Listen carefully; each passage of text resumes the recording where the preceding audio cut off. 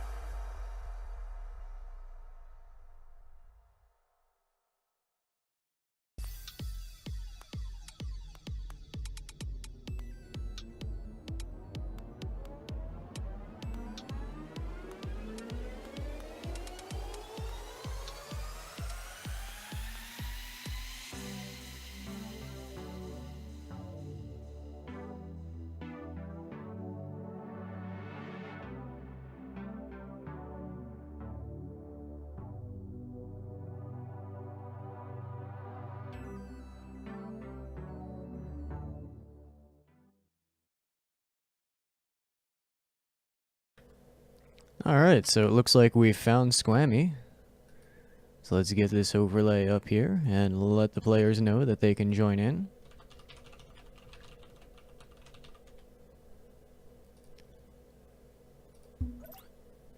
And I just realized I probably have the audio in-game way too loud. Let's set that to something more appropriate. If this is too quiet once this actually gets going, feel free to let me know. It was a bit of a rush this morning to get everything prepared for the tournament, so forgive me if I seem a little unprepared. If it seems that way, it's simply because, hey, I am. And tonight, we're only going to have me. Unfortunately, Manny, I'm not quite sure what's up with Manny tonight, but he is unavailable at the moment. However, this is a 1v1 tournament. Double elimination, best of 3 for the majority of the early matches. And we're getting things started off very quickly with a kickoff goal from the Solstice. As a reminder, we do have a Matcherino set up for this tournament. However, as Dolphin has discovered, it would seem that our admin Walrus did not set up the command with the correct link, so hopefully Dolphin will be able to change that to get the correct link to you. However, last we checked, there is a $22 cash prize going to the winner of this tournament. And I believe that we still have a few codes available that you can use if you so choose to donate $1 to the prize pool at no charge to you. All you have to do is log into Match Arena with your Twitch profile, use the code, and you can donate $1 to the prize pool. So, easy peasy way to up the prize pool. Dolphin is informing me he's not sure about Nightbot, so you know what? It's probably best if you just ask Dolphin for the code. I should be paying a little bit closer attention to the match here. Let's see, we got 4 minutes and 20 seconds on the clock, and so far we are seeing 2-0, So Solstice in the lead. These first matches can occasionally be a little bit lopsided, however, based off of the seeding alone, this should be a pretty even matchup.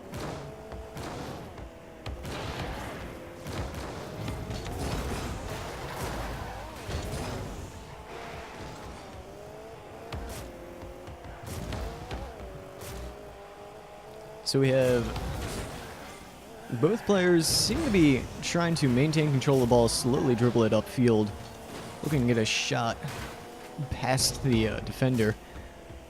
And Balloon Cat, I'm hoping I'm saying that name correctly. I believe that if you type !bracket, it should bring up the bracket for this tournament.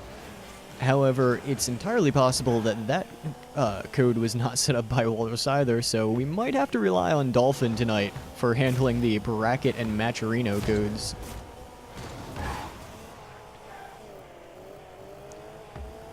Yeah, it would seem that currently the Nightbot codes have not been updated for tonight's tournament, and I believe that is entirely Walrus's domain, and Walrus is not with us tonight. So we see Squammy with a nice challenge there, getting the ball past Sol Solstice. Sol Solstice almost coming back for the block, but unfortunately not quite positioning his car correctly to get in the way. Squammy putting a goal on his side, bringing it to 2-1 with 3 minutes left. 1v1s are very volatile, so it is certainly still anyone's game. This is not like 3v3s where it's a very low scoring game. Though, if both players play a very defensive game, it is entirely possible that we could see some low-scoring matches. It's just not as typical with 1v1s, however. Squammy bringing the ball up the wall. It looked like he was trying to avoid Sol Solstice's demo there. Or perhaps a bump. All the same, though. Managing to maintain control of the ball. Trying to put a shot on net, not quite connecting with the goal.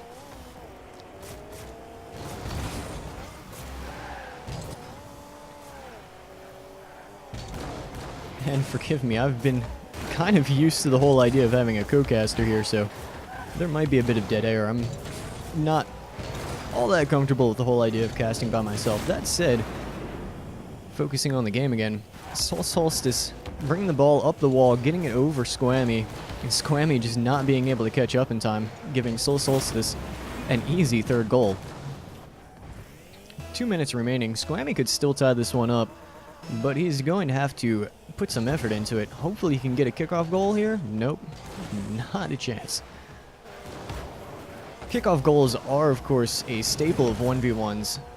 If you're a kickoff master, you can practically win 1v1s on kickoffs alone. In fact, it can be rather demoralizing to the opponent when they finally score a goal, only to have you return 2 or 3 kickoff goals, not only making them question if they even should have scored the goal in the first place, but forcing them to work even harder in evening up the score yet again.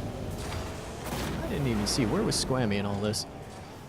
I'm sorry, I completely missed that.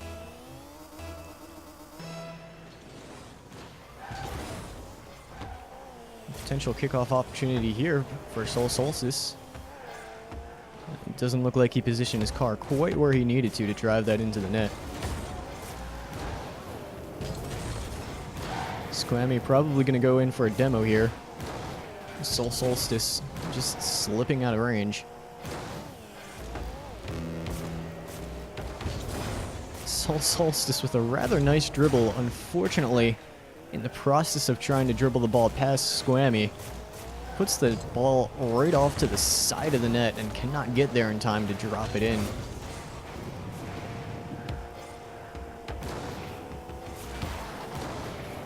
Soul Solstice doing good to come in and block the dribble by Squammy, taking control of the ball, and this should be an easy goal. Let's see that from Soul Solstice's view. Hopefully we get to see the challenge that initially won him the ball too. There we are. Picking the ball right off of Squammy. An easy peasy open net. 5-1, 30 seconds remain. This is a best of 3, so Squammy, if he is able to bring it back in the next 2 matches, still certainly has a chance. And even if he doesn't, he would be dropping down to the loser's bracket, where he'd still have a chance at redemption. But I do think I have to call this first game of the match here in Soul Solstice's favor. 5-1 with 20 seconds left. Unless Squammy were to get kickoff goal after kickoff goal, I don't quite see how he would be turning this one around.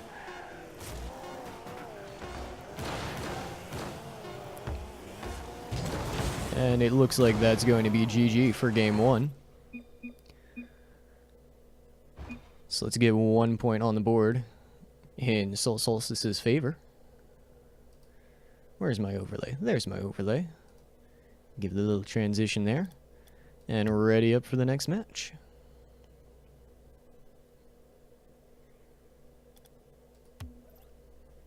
Let's hide this overlay. We don't need to see that. 1v1s are simple. You got 1, you got 5, you got 9. That's all you need. It's not that many buttons there.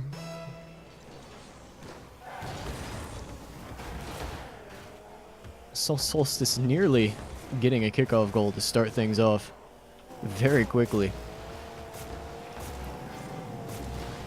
Squammy now in control of the ball, dribbling it up the wall, and all right.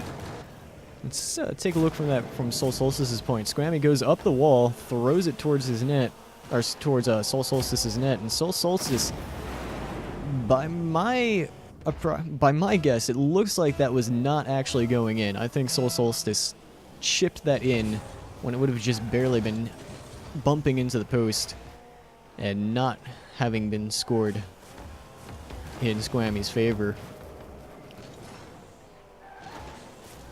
Ooh, Squammy doing very well to stick with the ball there. At the last second, knock it out of the way of his goal. This could be a problem, though. You never want to end up on the wrong side of the ball in a 1v1. Thankfully, for Squammy, Soul Solstice cannot gain control of the ball from that little mess up.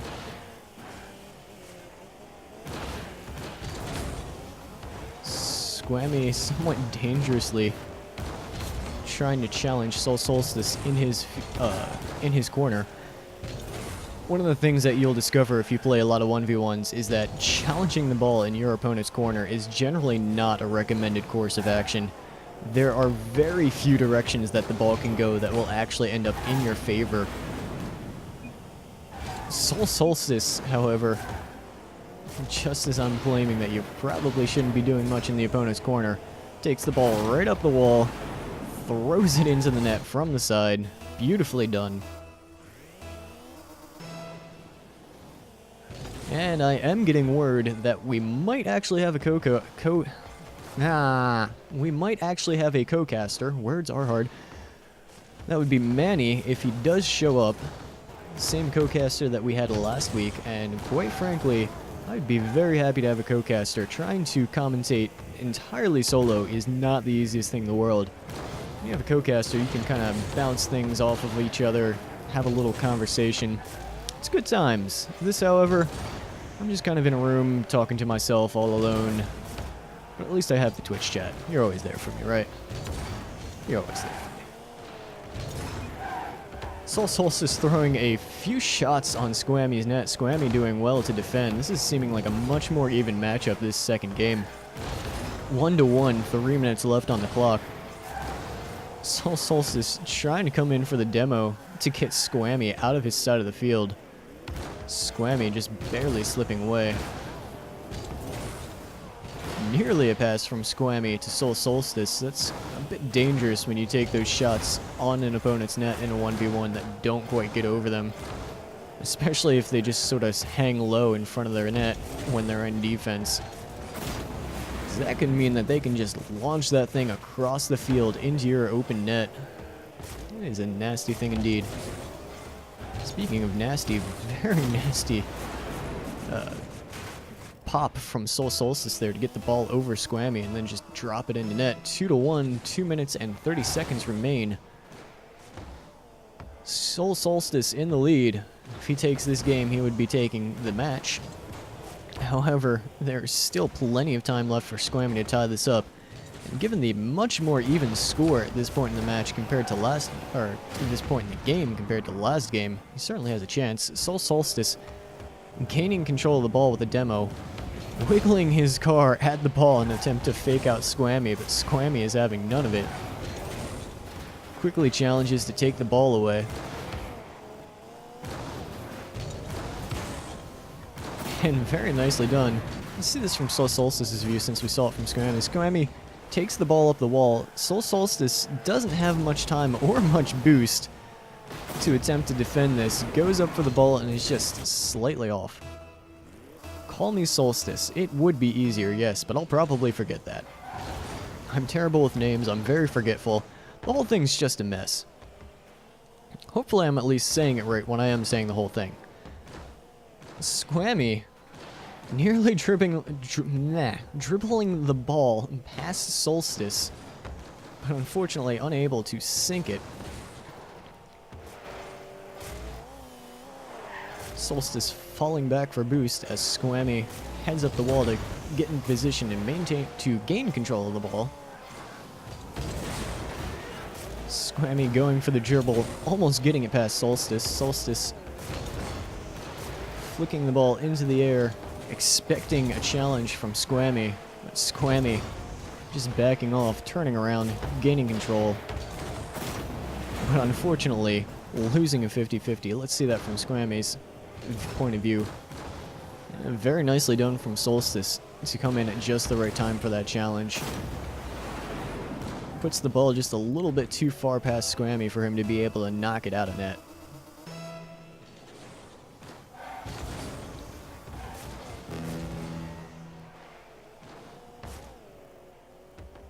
Solstice going for a flick. Indeed he is. It's not a very powerful flick though. Squammy easily able to defend it.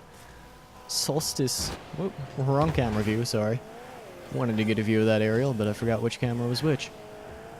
Maybe I should have that overlay. As a matter of fact, forgive me for messing with the overlay here, but let's get that back up there so I don't be forgetful and mess up which player I'm actually looking at. I am kind of new to this.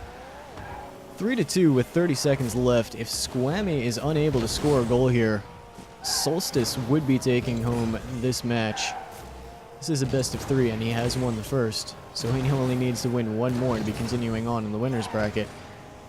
With 10 seconds left, Squammy will need to make a move pretty much right now. Going for the dribble.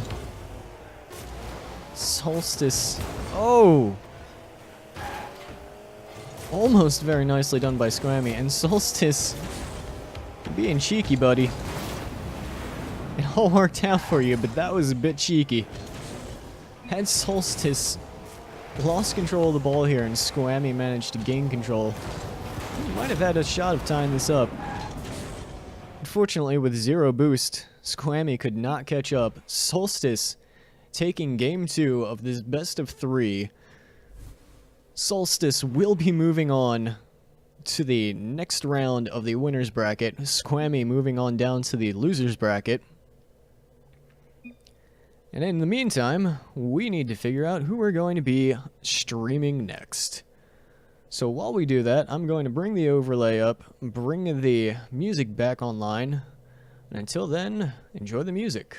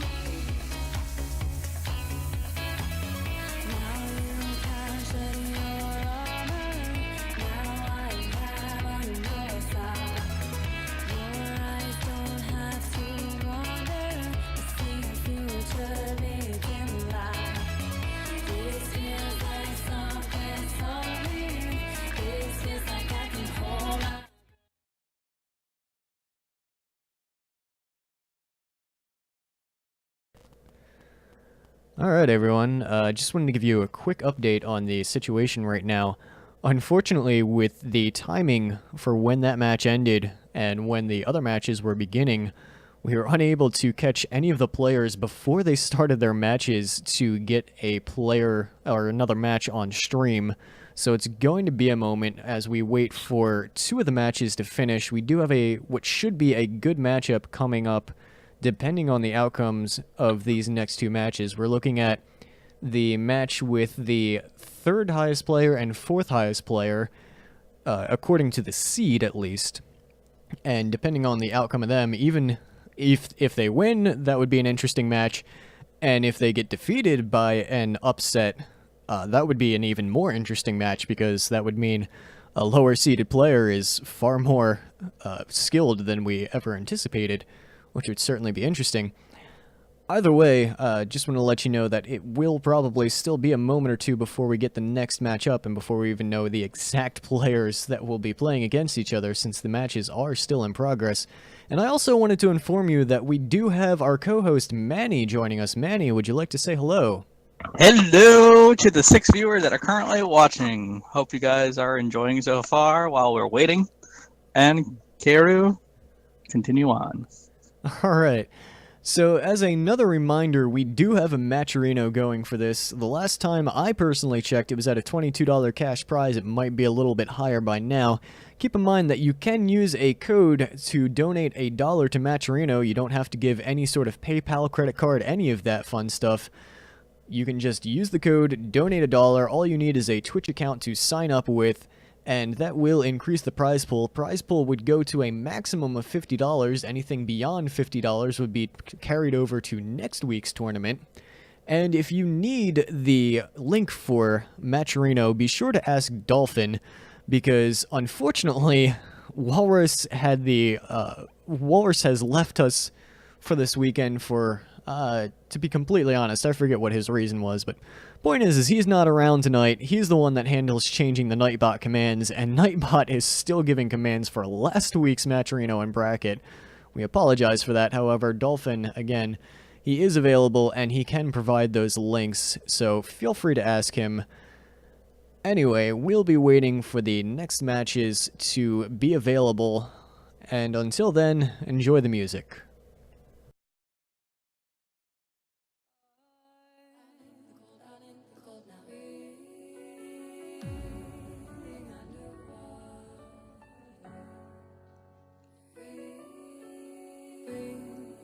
Underwater now, I can't let go.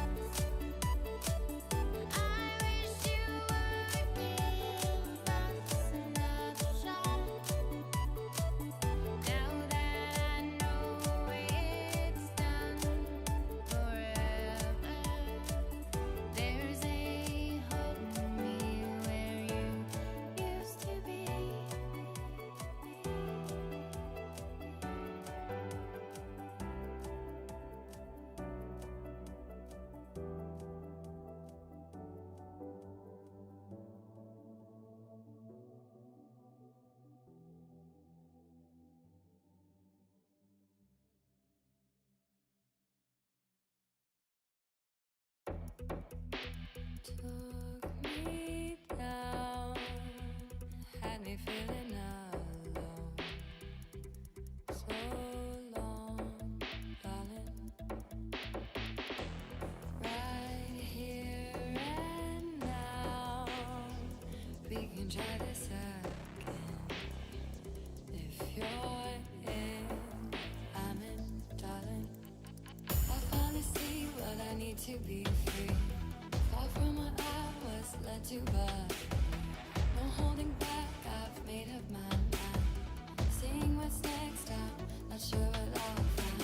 Holding the key firmly in my hands.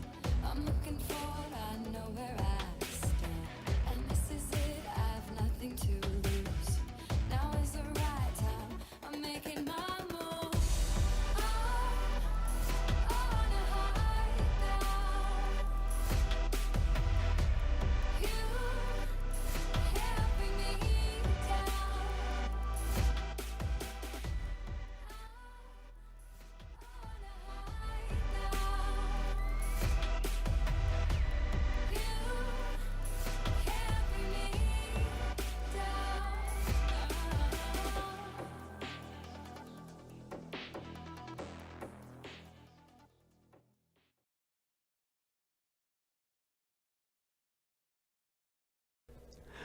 All right. We are sorry for the delay. We are going to have Stritzel versus Lego for this next match of the tournament. And I do have to say, this is actually a bit of an upset. We had expected to see Jackson, who was seed number 5, but Stritzel, I don't know what happened in that match because I did not watch it. However, Stritzel won 2-0 against Jackson, despite only being seed number 12, so I have to say, good job, Stritzel. However, the question is can you go against Lego, the one player that has consistently been a thorn in my side every time that we stream, just constantly defying the odds every time that I say things should go one way, they always go the other. Of course, we do have Manny here. Manny, how are you doing? Good. I'm very shocked that Stritzel, again, what you said, literally made it to beat a rank or seed number 5, and everyone's here. We're all ready to go. Correct, Karu? As good as we're getting. All right. Of course, I should probably bring the Twitch chat up so I can actually see it. There we go. And there we are. I didn't realize Stritzel was a PS4 or PSY net. I should technically say Console player? console player. Yes, yeah, he's a console player, and I Told hate you. those one. That's Lego for you. That is Lego, but I hate those goals. It's like kickoff goals. Oh. Well, it's a shame that you weren't around for the first match, because in the first match there was actually a surprisingly low amount of kickoff goals, despite the fact that they are pretty much a staple of 1v1s. Oh, look at that beautiful dribble by Lego. Beautifully done, but I was watching his view. It looked like he was expecting Stritzel to come in for the challenge, threw the ball up into the air, but Stritzel was not even near the ball. Looking at the view from Stritzel here on defense, however, he had a very awkward camera angle that made it near impossible for him to tell where Lego was and what Lego was doing. That's probably what cost him that goal there. I definitely agree with you. I mean, as what you taught me in 1v1s, you always need the challenge. You can't, like, leave yourself defenseless. Right, and if you're going to challenge, you got to know where your opponent is. If you're just looking up in the air, that's not going to do you any good. Yeah, I definitely understand that, and Lego almost got a pass, and oh, such a close goal.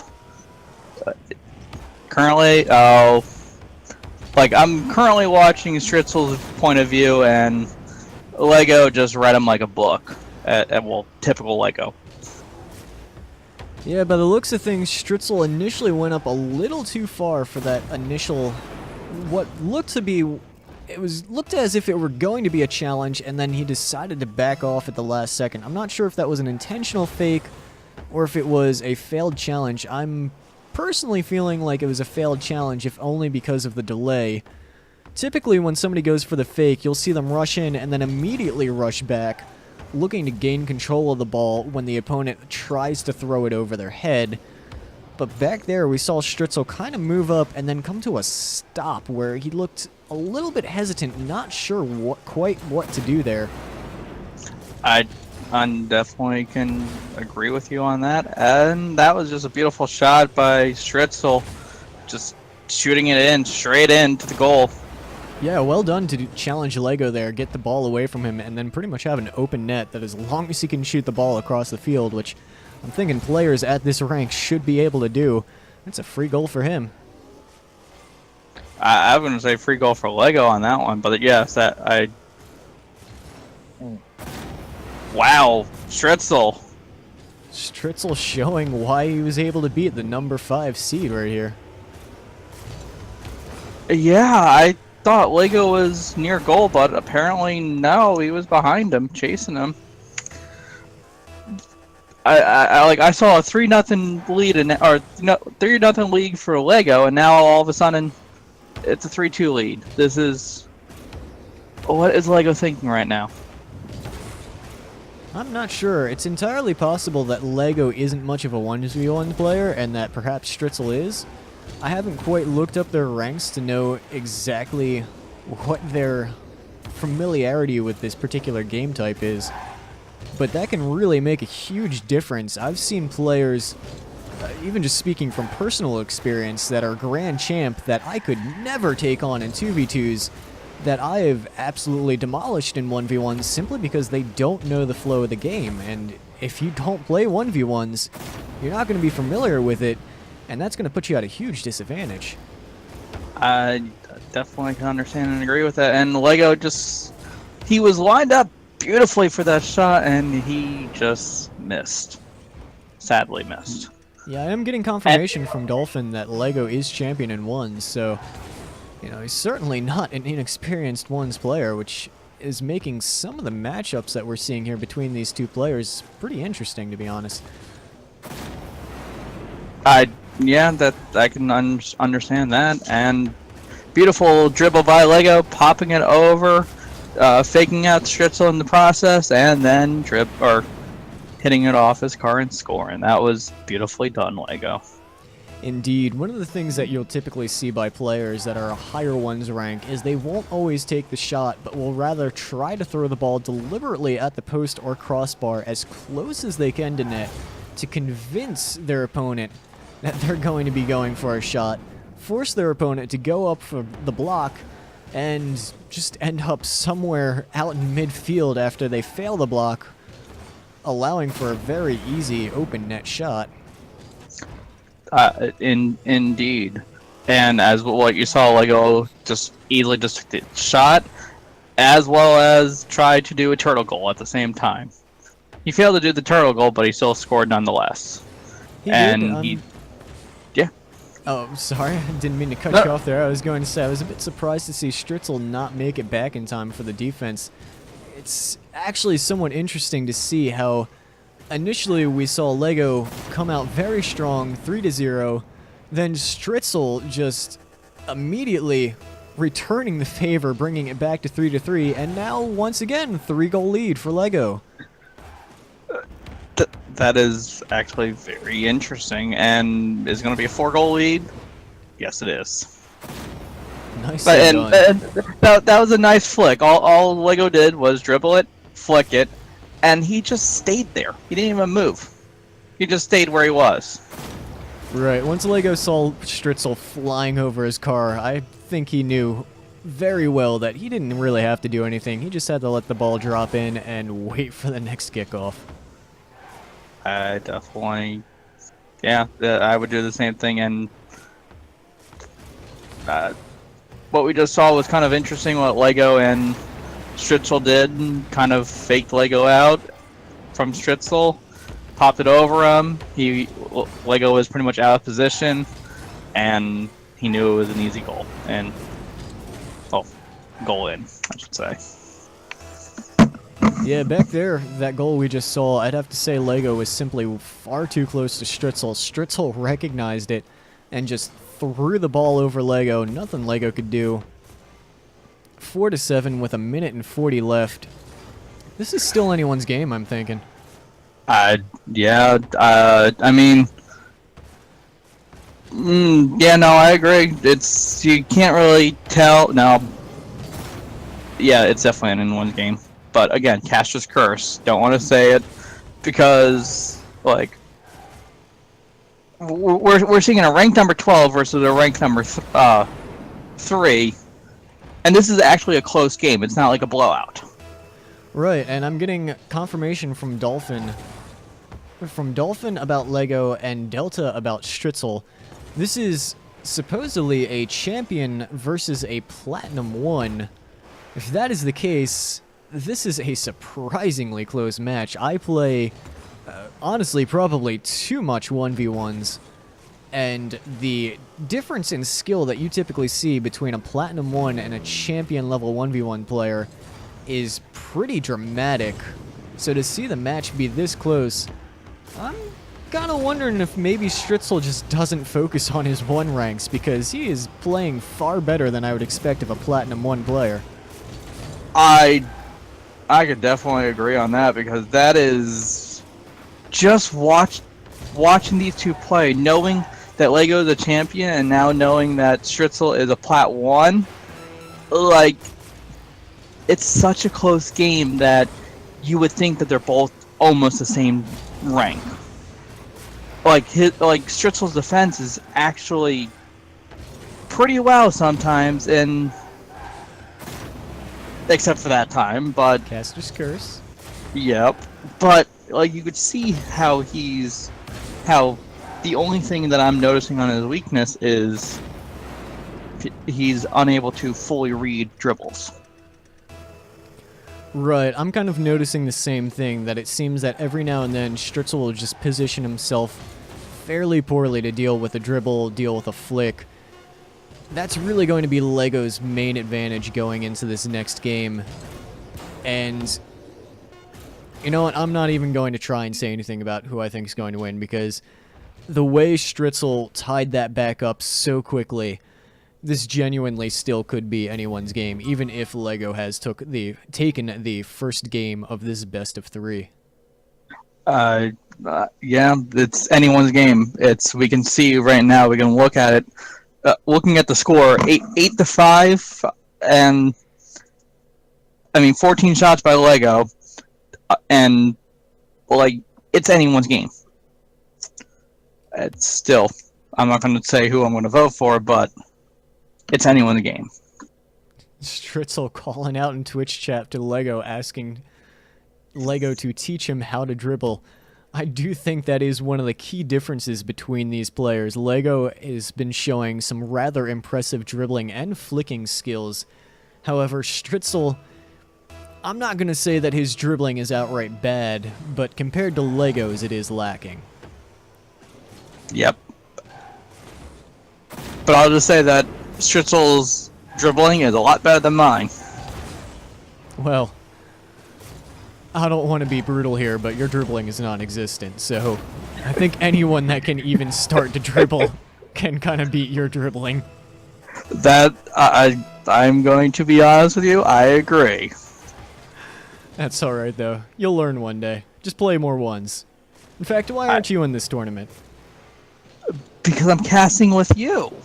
Man, that's not a good excuse. Because you need a caster and a co-host, and that's mostly why. And plus, my computer wasn't ready at 6:45, 7 o'clock. Yeah, see, there's the real reason. That's a real reason. I mean, I was 45 minutes late, but it was just music. At least you made it. That is true. Tis true. Tis true. And is this going to be another kickoff goal by... Yep, it is. Barely, but yes. Interesting to see how many kickoff goals we're already seeing in this match when this game, I keep screwing up those two words.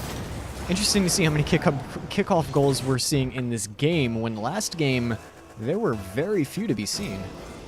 So far, I think there was only 2 kickoff goals last game, and possibly 2 in this one, almost 2. But that was a beautiful save by Stritzel, Well done. even indeed. though he didn't get credit for a save. I'll be perfectly honest, I couldn't quite see from my camera angle. I think that might have just barely been hitting the post. Granted, if Stritzel wasn't there, I think it was one of those situations where Lego would have had an easy time just rushing the net and chipping it in, because I don't think it would have been bouncing very far back out. But Go ahead. no, you go ahead. I don't think Well, I have much to add to that. Well, I was just gonna say, it's like the beautiful demo that Lego did, turned around and scored. That was perfect timing. That was beautiful.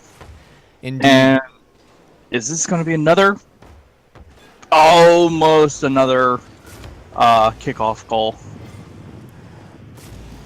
Stritzel trying very hard for the fake, and he gets it. Wonderfully done. Let's see that from Lego's view. We already saw it from Stritzel's. Yeah, that is hard to judge.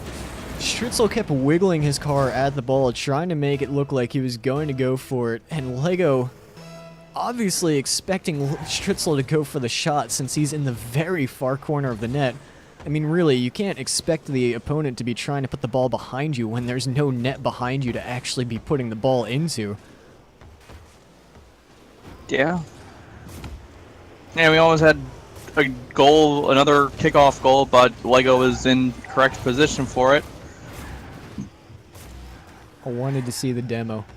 I was hoping for the demo, but, you know, I was going to say it, and then, you know, Caster's curse.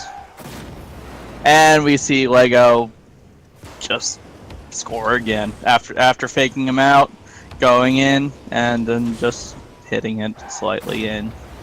That's those dribbles for you. Like I said, it's probably going to be not only the one defining difference between these two players, but very likely the defining difference that wins it for Lego in the end. Yeah. As well as faking. Like, I've noticed that, like, both players have been faking each other out, just as what Lego just demonstrated. Faking him out right here, or before, and then Stritzel was expecting a higher pass, but it went low instead. But how do you cover both? How do you cover, what's it called? High and low in a 1v1 game. Right, it can be very difficult to defend any possibility, especially when your opponent has that much control over the ball. In fact, in my opinion, one of the greatest ways to stop somebody from dribbling on you is to never let them start the dribble in the first place. And exactly the opposite of what happened. Lego started his dribble, flicked it over his car. Stritzel should have possibly had the save, and he might have not had that much boost. But now Lego bringing it around, bringing it to the goal, popping it over, and beautiful save by Stritzel. Lego misses the ball. Stritzel's carrying it up, and Oh, he faked me out. That was beautiful. I want to watch that from Lego's view. Poor Lego. Stritzel knowing just exactly when to approach the ball and barely back off to keep Lego on his toes. Well done, Stritzel.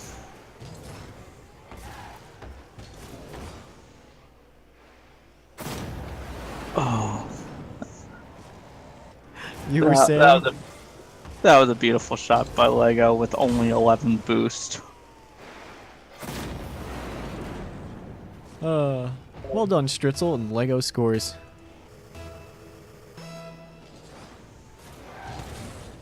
Stritzel with a kickoff goal opportunity of his own. Lego recovering very quickly. Able to shut that one down. I genuinely thought Stritzel had that. Autocam was not doing me any favors, didn't show me how Lego got back to the ball that quickly. I honestly don't know, but here's the thing: Lego's boostless at the moment. He barely has boost, and Stritzel's playing the boost. Pretty much, Stritzel certainly had enough. he had both hundreds. He went to the left side, grabbed the 100, went to the right side, grabbed the 100, while Lego had no boost since kickoff, and that was really challenging on Lego. But good job, Stritzel, for boost control. Indeed. And in one's game, boost control as well as dribbling and everything. Stritzel, good job. That was really good. But as I was saying, boost and pretty much boost control and dribbling is the two main key factors, as I believe, in a 1v1's match. Right. Pretty much number one is you want to maintain control of the ball, and number two is you want to maintain control of the boost. If you can do both of those things, it's pretty much going to be an easy win. When you're finding yourself boostless facing an opponent that has 100% boost, that is a very dangerous situation. You have to be extremely good on defense and extremely smart with your challenges to get out of that situation without getting scored on.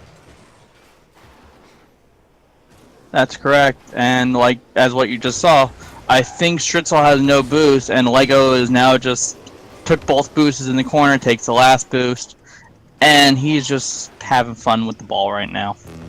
Yeah, I'm looking at Stritzel's view. He currently has 0 boost. And as you can see, the speed at which Lego could get back to that ball, completely shutting down what should have been an open net opportunity, turning it around and scoring a goal. That's what a boost advantage can do for you. Yeah, and a very close save by Stritzel on that, watching the replay, but as what you said, boost control. Lego had a lot of boost. He kept going for it, and he scored. He was able to score, and we're currently at the same score as what we ended the last game, although Lego's probably going to, Caster's Curse score, or someone else is going to, or Stritzel, I should say, is going to score. But, oh, that demo. Good job, Lego. Well done indeed. Stritzel is going to be in a world of hurt right now. He is very low on boost, down to 0. Well, there you go. There's your boost, Stritzel. Not quite enough, though. 10 seconds remain. Stritzel pretty much has to sink this right now and get 2 kickoff goals. And instead, Lego, with a wonderful challenge, just pinches the ball off of Stritzel into Stritzel's goal. That's got to be GG. That is GG. You simply don't have enough time in 5 seconds to score 4 goals. It's not possible. No, it's not possible. Well, especially like that. Not in 1v1s. In 2v2s, if you were absolutely insane and managed to get a pinch goal off of every single kickoff, you could bring it back. However, in 1v1 scenarios, you simply cannot hit the ball fast enough to score in any faster than 2 seconds. So if you do the math on that, 4 times 2 is going to be 8. You don't have 8 seconds when there's only 5 on the clock. It's just not happening. Yes, I agree.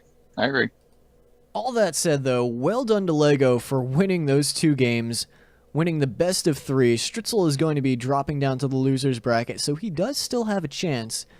However, we're going to take a look at the bracket, see what's up next. I believe we're going to be moving on to the semifinals. I'm not sure if any of those matches are ready just yet.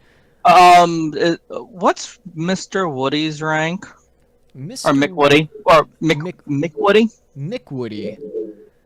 Let's find him on the seating chart here. I should probably adjust the seating chart to be a bit better. Mick Woody is ranked 9, or seed number 9, sorry. He beat Soul Stolas, and is now playing in the yes, and is now playing in the winter semifinals against Lego.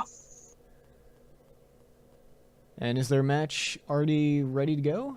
Yes, there is. Look at that. I don't think there's much point in even bringing up the overlay. Except changing it, pretty much. Oh, right. Thank you for reminding me of that part. Alright, so it does take me a moment to actually change the names on the overlay, so while the match is pretty much ready to go, you're going to have to give me just a moment while I adjust the overlay, and for that brief moment, I am going to bring the music back, because let's face it, music's nice to listen to. Enjoy the music.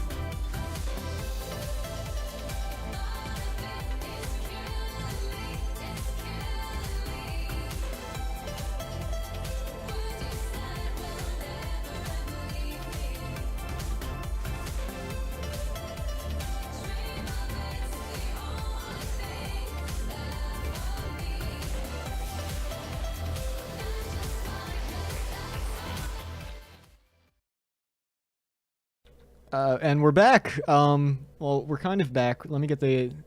Yeah, now that's up. Okay, we're back. So... We kind of had to rush there. The players joined in without us. Well, Manny, did you tell them to go ahead, or was that just... They went on their own accord. Alright. So at least we didn't screw up. Welcome back. We kind of had to rush into things there. We weren't quite ready, but the players seem to be ready to go, so... It's their tournament. They're going at it. Yep, and they're going hard. I mean, Woody and Lego keep canceling each other out, or yes, and at the same time also passing it to each other.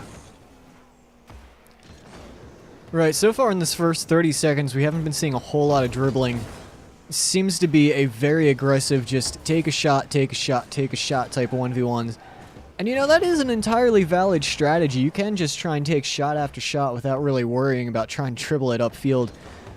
Maybe not my preferred way of playing 1v1s, but hey, if it works, why not? Yeah, it makes sense. I mean, some people are more, you know, not the dribbler, and some people are. Like, you're more of a dribbler, I'm more of an aerial guy, or passing play. As now we're seeing right now, dribble. And Lego just reads it perfectly. Reads that perfectly again, double save. That was a beautiful save by Lego, and he saved himself, I think. Yep, he did.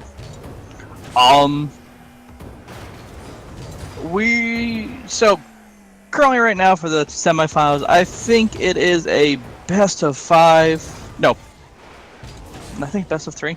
What we're going with, Kiru, right?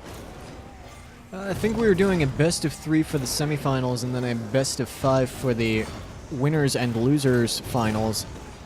Then a best of 7 for the grand finals. I'm not sure. Walrus had the bright idea of leaving us in charge of this when we really have no idea what we're doing. I mean, we know how to cast and stuff, but, like... I'm just saying, we should put all the blame on the guy that isn't here because he can't defend himself, and that's the best way to handle things. That's true, and that was a beautiful read by Lego, beautiful pass by McWoody, even though he didn't mean it to be a pass, but shooting it over his goal, which actually was a smart idea, and Lego just read it beautifully and scored it. Right, by the looks of things, it looks like McWoody wanted to bring the ball up and over his own net, lost control of the ball, it started dropping down in front of his net. He knew Lego was there, he knew he needed to stop it. Unfortunately, he just couldn't execute.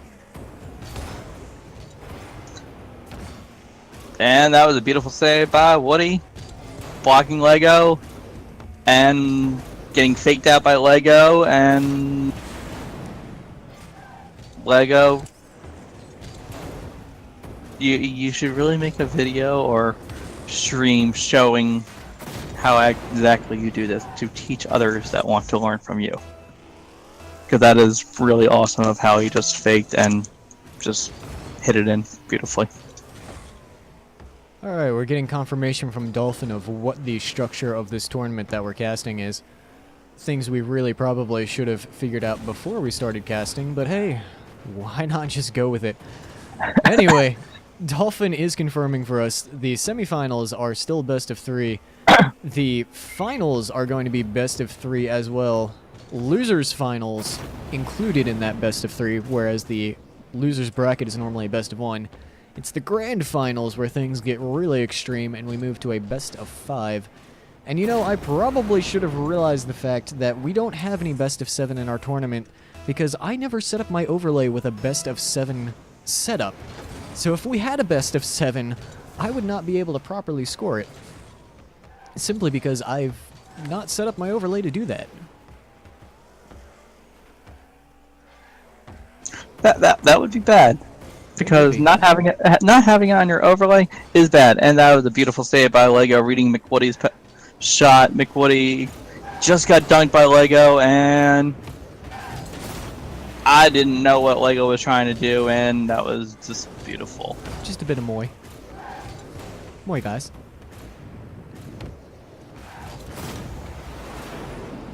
Or should I be saying that's a boomer?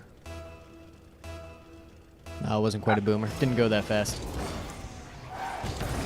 Come on, Manny, you gotta be familiar with all these memes. You're part of the Rocket League community, right? Yes. But I've never heard of meme or those kinds of memes before. You don't know more, guys? No. You're disappointing me, Manny. I'm sorry. I'm sorry. And right now, Lego has a 4-1 lead, not 4-0 because they can't count or can't read. And Gasper's Curse now 5-1. With a minute and 21 seconds to go. Wonderfully done kickoff goal here. It's interesting to see the difference in this match compared to our last one. According to the seeds, at least, which I'm really hoping I did not misprogram the seed generator, we had Stritzel, who was a lower ranked seed than McWoody. However, things seem to be going much more strongly in Lego's favor. Of course. There we go, McWoody. Make me eat my words. Yup, Caster's Curse, as well as that was a beautiful dribble and faking out Lego. Yeah, see, even Dolphin's giving you shit for this one, not knowing Moy.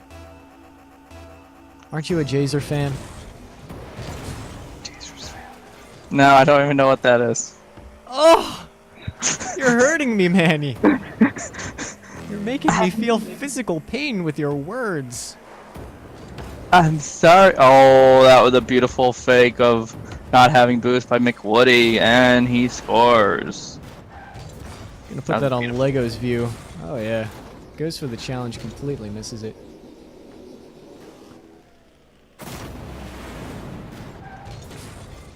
We're gonna have to introduce Manny to Jazer after this tournament's over. Yes, I agree with that.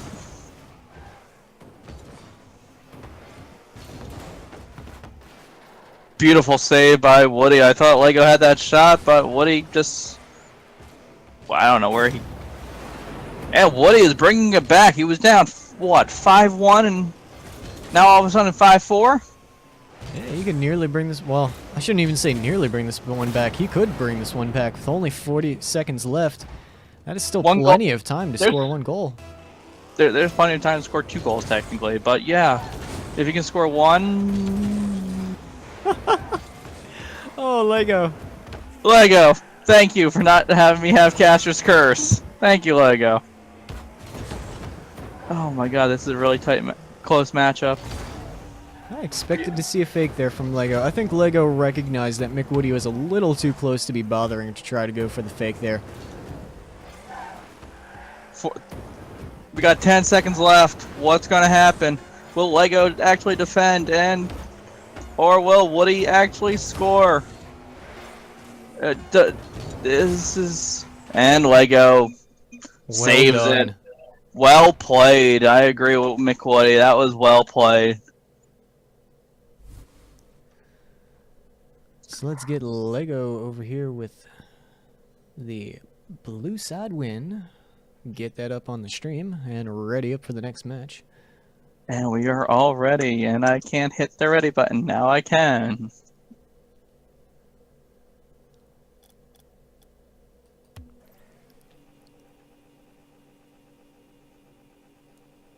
Alright, just to reconfirm, this is a best of 3, not a best of 5.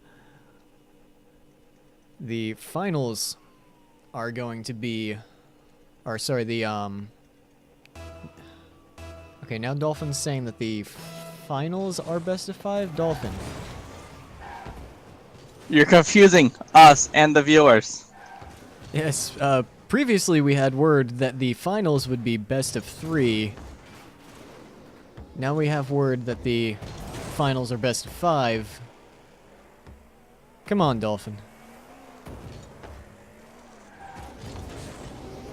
And that was a beautiful dribble and fake by Lego and backflip goal, or bicycle apparently. I thought it was a backflip. Well, bicycle goals are backflip goals.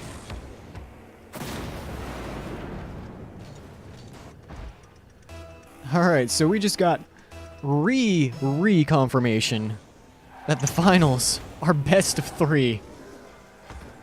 Dolphin, feel free to change that one again on us in the next 5 minutes.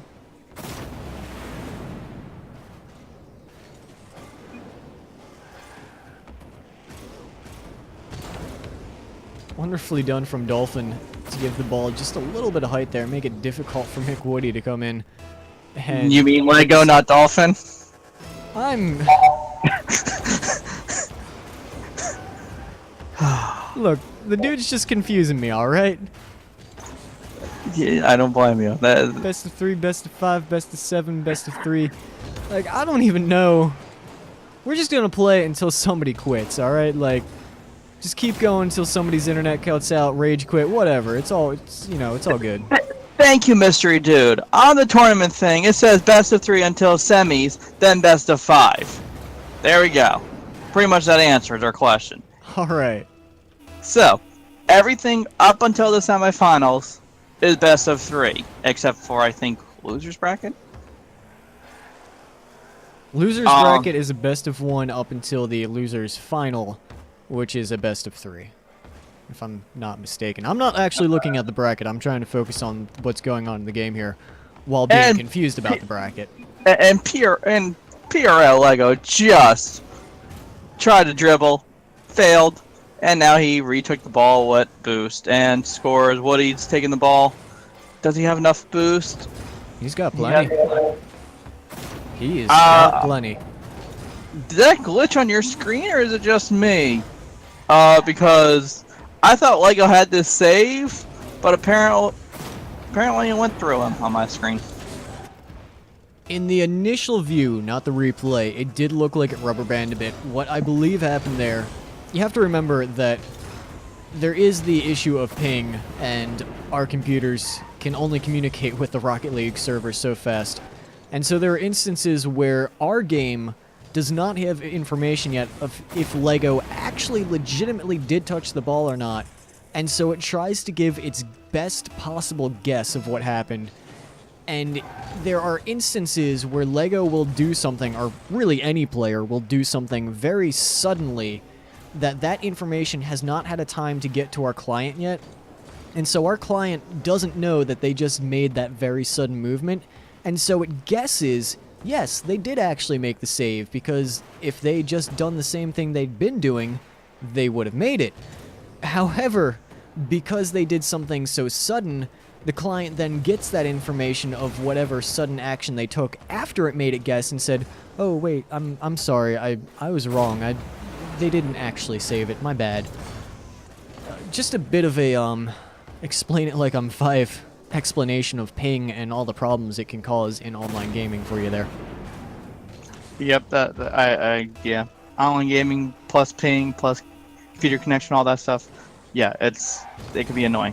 And Lego, all of a sudden, he just been scoring like while we've been talking. Scored like 2-3 times, I think, and now maybe a 4th time. I don't know. The man's a beast. He is a beast. Every time we see him on stream, we expect him to make it to the finals. And I actually have to say, I was a bit disappointed to see that we had a player that was... Let's see, if Lego is champion in 1v1s, let me do the math on the values here, because I just have raw numbers instead of actual rank names. We had somebody that, as I understand it, should have been a grand champion that was going to be playing in this tournament, and then wouldn't you know it, they didn't show up. So our number 1 seed for this tournament ended up losing to 2 DQs, once in the winner's bracket, once in the loser's bracket, because he simply isn't here. That's always sad when you get ranked at a best or as a number 1 seed. Why DQ? Why not show up? It's like when you have the number 1 seed, you want to have that number 1 seed. You don't want to just give it away. You don't want to just score. Just not show up. I mean, that's what I'm thinking. I could be totally wrong on that, but well, we can't know exactly what other life obligations he may have had. He may have even, I don't know, just not been feeling it. I mean, sometimes you think, hey, like, this tournament sounds really fun, let's sign up, and then when tournament start time actually comes, you're just kind of thinking, you know what, like, I've been playing Rocket League for, 10 hours straight, I just need a break right now. Yeah, I'm definitely gonna agree with that. I understand that, because that makes sense. So who knows? Maybe he wasn't feeling it. Maybe he had some life obligation come up. Maybe he's in the middle of a thunderstorm and his internet just isn't working. I've been in that situation, as you recall, several times during ranked. As well as in unranked 14 times, I recall, and unranked. Yeah, that was a hell of a night. 14 disconnects in a single match. Yeah, I don't know why I was even trying to play Rocket League at that point. Nope, I don't know why either. But currently watching, right now watching the game, I'm pretty sure it's gonna be Lego's game. But with 55 seconds to go, scoring 3 goals, that's roughly, if I'm understanding that correctly, maybe 15 seconds, 17 or 18 and a third seconds in order to You score. really want to get that specific about it. Yeah, let's go with that. Yes, I'm calculating in 18.3333, repeating, of course. Well, now with 4 goals down, that's Come on, do the math quickly now. 11.25 seconds. There you go. Oh, sorry, I can't help but mess with you. I would do the same too if you were doing math at the same time. But is it possible to score a goal in 11.25 seconds? No. Now with only Well, 4 goals in 30 seconds, and at this rate, It's possible, gonna- yes, but I would probably have to call it in Lego's favor. What we would have to see right now is we would have to see Mick Woody score a goal very quickly right now, and then get 3 lucky kickoffs in a row. Now we would have to see him make 5 very nice kickoffs in a row. Technically possible, extremely unlikely. I'm just gonna keep the view on Mick Woody's with the hopes of a miracle here. I don't think there's a miracle. I don't think there is either. There's only a miracle on 34th Street. As the clock ticks down, that is going to be GG in Lego's favor. And Lego won both games, and he moves on to the winners final. Indeed he does. I believe that we have the other semifinal that we were going to be streaming. We do have to go through the effort of changing up the overlays, all that fun stuff. So we will be taking a moment to do all that. That said, though, as Lego mentions, Mick Woody is going to be moving down to the losers bracket, so he still has a chance of bringing this back. Lego is going to be moving on to the winners bracket. And Manny, do you have anything else to say before I bring the music back up? Let's get our second match. Stay tuned. You could always just answer no if you have nothing to say. That's an acceptable answer. Yeah, well. Okay. Let's bring the music back up. All right.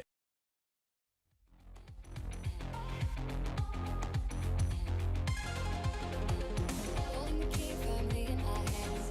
I'm looking forward, I know where I stand. And this is it, I have nothing to lose. Now is the right time, I'm making my move. Oh, I wanna hold you down. You can't bring me down. Oh, I wanna hold you down.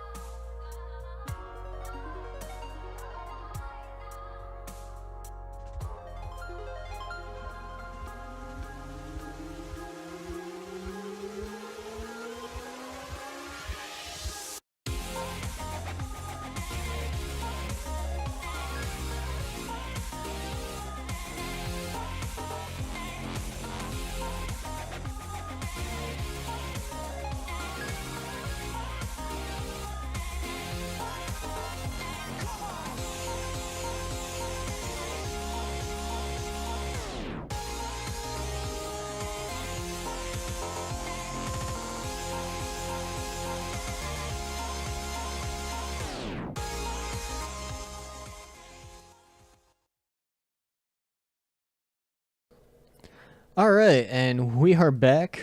Our next matchup is going to be Mystery Dude versus Forky. We're just waiting for both of these players to join into the match.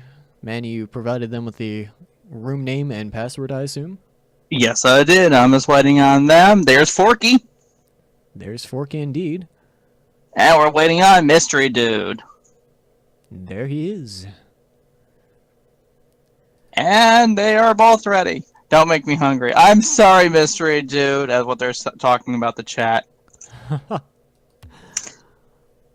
All right, I am going to throw out there that this is going to be the top 2 seeded players besides the one that got DQ'd. So this is Forky in seed number 2, Mystery Dude seed number 3, and if I'm not mistaken, again, I'm looking at raw numbers here as opposed to actual rank names, and so I apologize if I'm incorrect with this. I believe Forky is a Champion 3 with Mystery Dude a Champion 2, so this should be some high-level play that we have going for us here. Just like what we just saw, a easy, what's it called? Kickoff goal by Forky. Indeed, though I'm hoping we see something a little bit more interesting than just kickoff goals.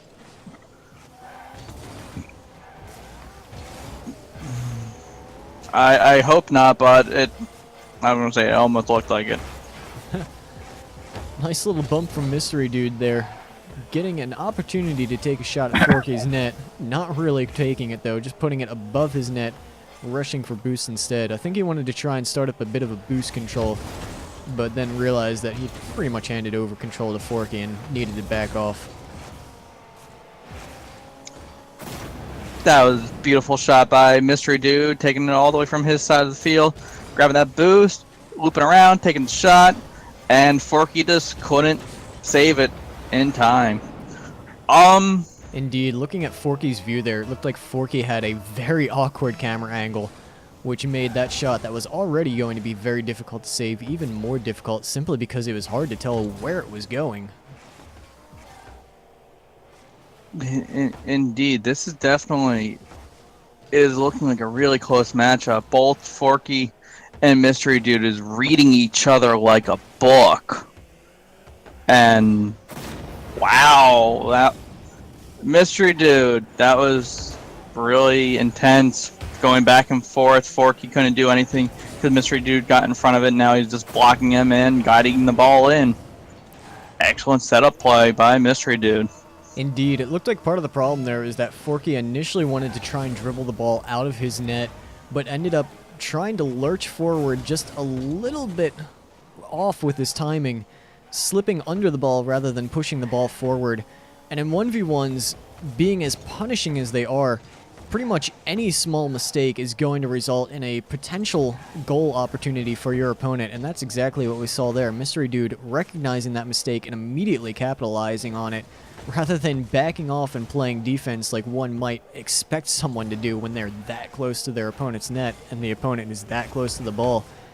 He just read Forky incredibly well, saw that there was a chance, and he took it. Indeed, and now like all we're doing right now is seeing that Forky and never mind, Caster's Curse. I thought it was just gonna be back and forth, and all of a sudden Forky just tapped it over, faked him out a little bit, and Mystery Dude wasn't expecting it, and now it's tied 2-2 with 3 minutes 18 seconds to go. Right, it Anyone looked like right now. Looked like Mystery Dude, when he went for the challenge, just didn't quite take the right line. Gave Forky an excellent opportunity to just pop the ball past him, drive it into an open net.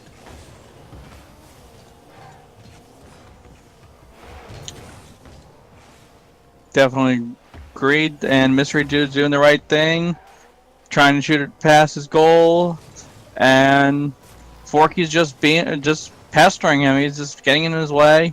Mystery Dude just got the 100 boost, and don't know what he's doing with the ball. Well, now he's flicking the ball. That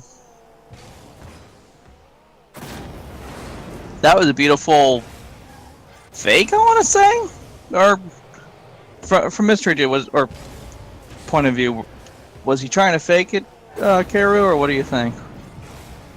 I think what happened there was that Forky was trying to get back to defend his net, and ended up being just slightly mispositioned. And Mystery Dude, when he saw Forky's position, well, not quite its positioning, but rather the direction his car was facing, he realized that Forky would not be able to defend the far side of his net, and so that's exactly where he put the ball.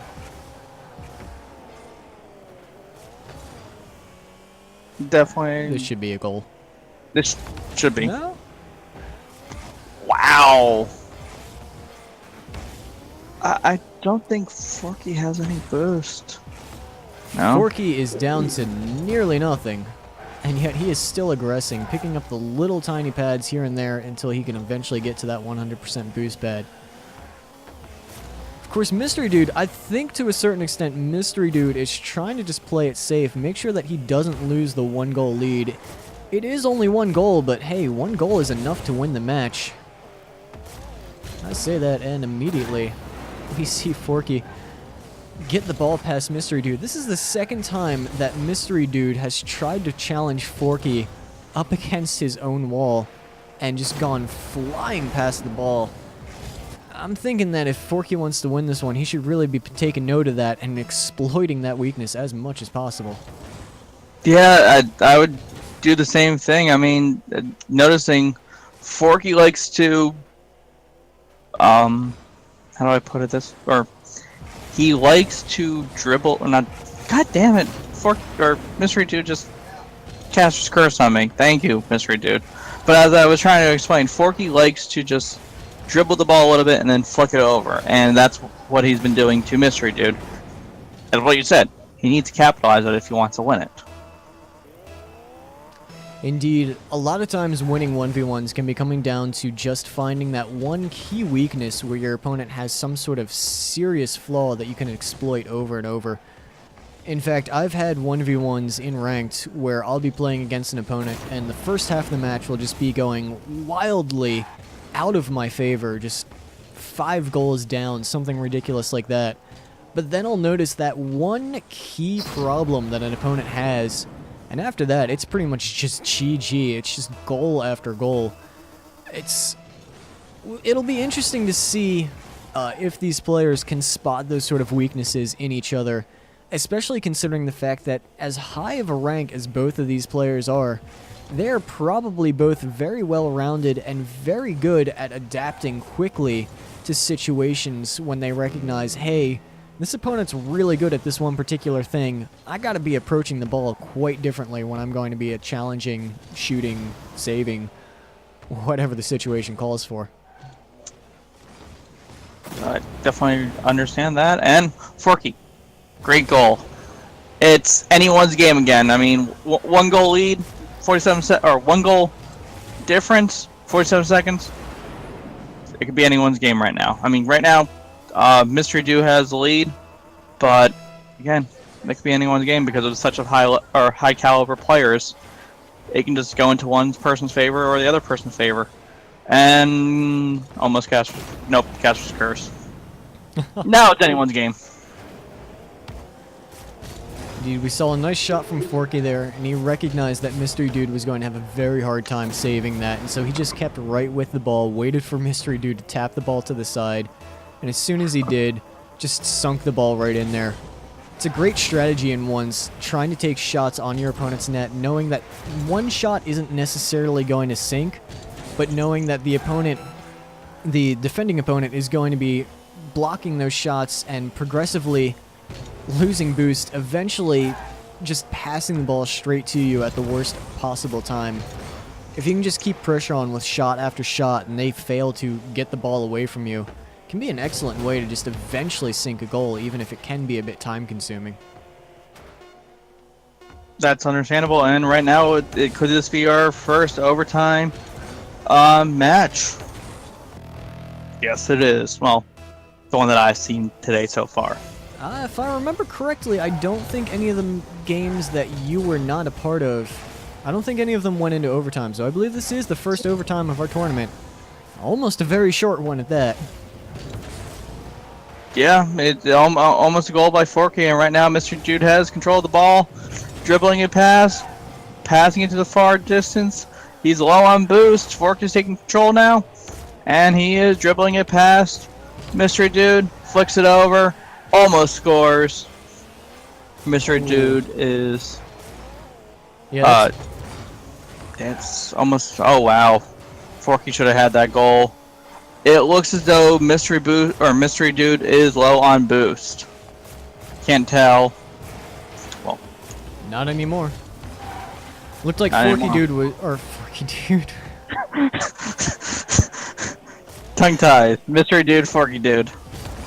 Looked like Forky was trying to implement the strategy that I just mentioned earlier, about pretty much taking shot after shot, looking to gain those passes from the opponent's clear and just waiting for them to run out of boost, eventually whittling them down to the point where they just simply can't defend all of those shots. Thankfully for Mystery Dude, though, he's a good enough defender that he was able to keep the ball away from Forky at least far enough that he could not take a shot. And this has got to be it. This, This is, yeah, there it is. thank you. Mystery Dude, very beautiful defense right there, and then he just hits it in. It looked as though it was off target, but as it got closer and closer, it looked it was in goal. Yeah, when you view that from Mystery Dude, you were able to see very clearly that it was on target all the way. He didn't have to worry at all. That said, though, we're going to get the scoreboard updated to show that Mystery Dude has won the first game of this best of 3. And moving on to this next game, I really do not have a clue who's going to be winning this one here. We do see, interestingly, that between the two of them, Mystery Dude had significantly more shots, but Forky had significantly more saves, which is a rather interesting dynamic given the way that Forky was just taking shot after shot after shot near the end of that match there on Mystery Dude's net. I'm not entirely sure if we should expect to see the same thing or if we're going to be seeing the players trying to change up their styles to adapt to their opponents. I can definitely confirm that it's.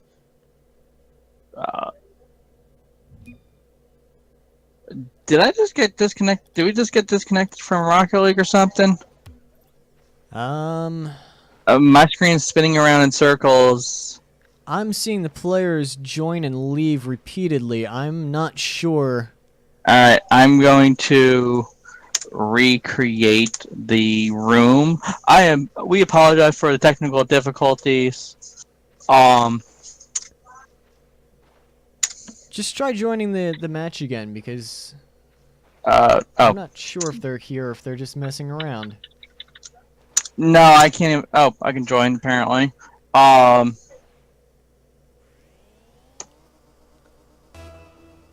Well, the match is starting.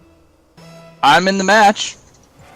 And all I'm going to say is Rocket League, it was having a little technical difficulties.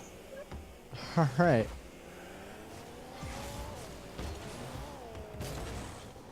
Yes, and Straight Beach, and I'm sorry to say that it is unfortunately much too late to join the tournament. Our tournaments typically close before they actually start. So, or sorry, let me rephrase that a little bit better. The registration for our tournaments ends before any of the matches even begin. So, we typically don't allow any players to be joining in late. The only exception that we might make to that is if we had a situation in a team-based tournament in which there was a substitution. However, the substitutions are, of course, subject to admin approval.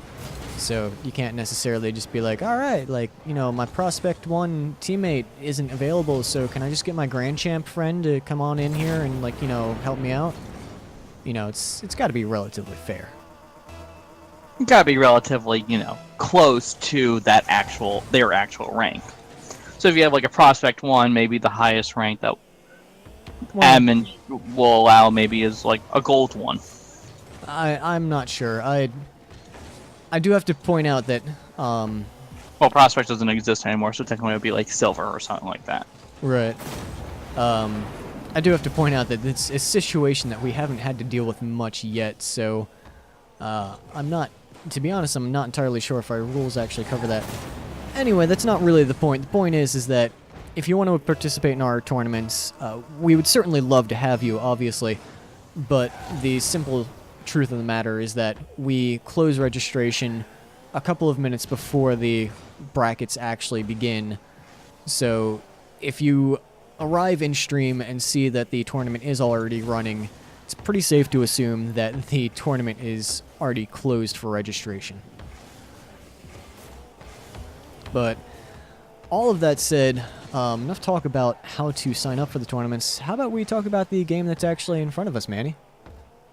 Yes, currently just looking at it right now, it's a 2-1, almost 3-1 lead for Mystery Dude, and I'm pretty sure Forky is... he has decent boost. I thought he was low on boost, but... What do you mean decent boost? He's got 0. Well, I mean, he's got 100 now, but I'm not sure what you call decent when it comes to boost. He had 29 boosts. Well, initially 47 when I checked, when he was Alright. defending, and I mean, I was just decent getting a little bit worried that maybe we'd have to have a talk about boost management. I mean, I know you constantly run out of boost, but oh no, I'm horrible at boost management and boost control, and one is good boost versus one is not good boost. yeah. So I will admit on that. For a moment, I was worried that you were calling 9 boost good. Oh no, like decent, I would say is maybe like 25 to 30. 50 is average. 75 is better, and 100 is great. Like that's kind of scale. Nah, But man, at the same you time- need 100 boost all the time. And in fact, the only reason you should ever be using that 100 boost is to pick up more boost. But the max is only 100 boost. Yeah, but see, that's the beautiful thing. Once you get to the boost pad, you'll have used up like probably about 50 or so you'll need it, Like it makes sense. Like just think about it. That is true. Which also, as what you're explaining, that would be very horrible boost control. Oh, it would be. Except I do that in majority of my games. But as we're focusing on this game, pretty much it's just back and forth between Forky and Mystery Dude, and they're in Mystery Dude's corner. But ball control, well, now is taken over by Mystery Dude, and he's dribbling it, trying to pass it over Forky. Forky read him beautifully. And Mystery Dude just took him out.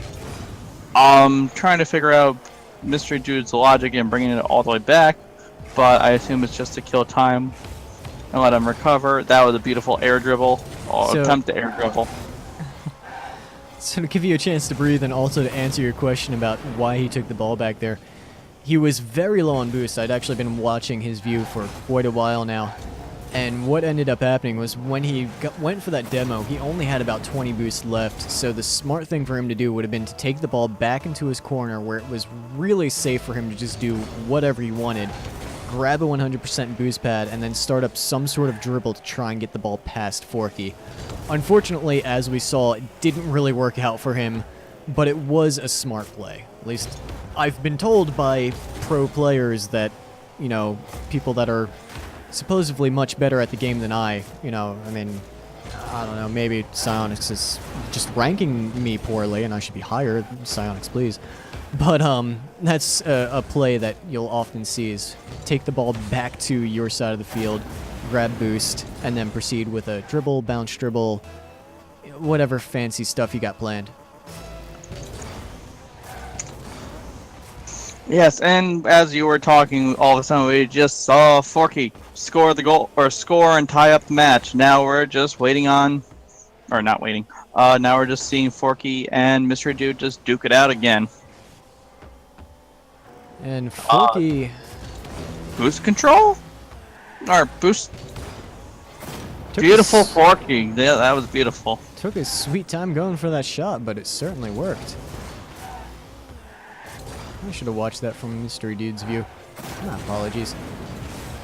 It's a bit difficult to try and commentate and play cameraman at the same time.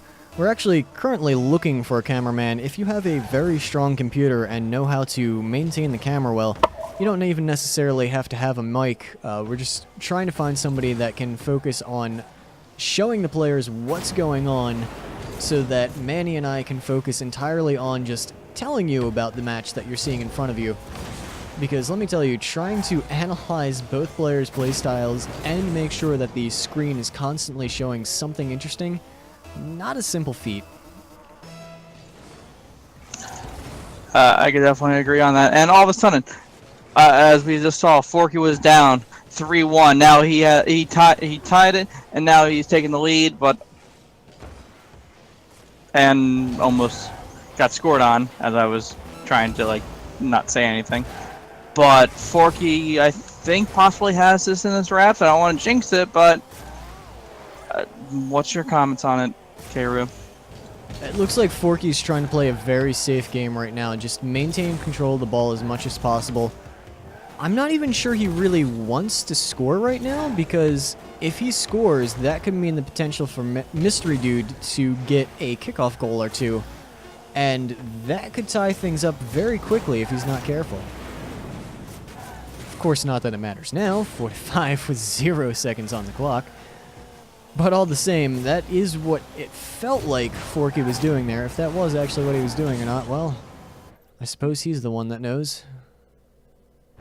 That said, though, that is a win for Orange Team. Forky putting a tally mark up on the screen there. And we now have a 1-1 in this match. This is a best of 3, so next game is going to take this match away.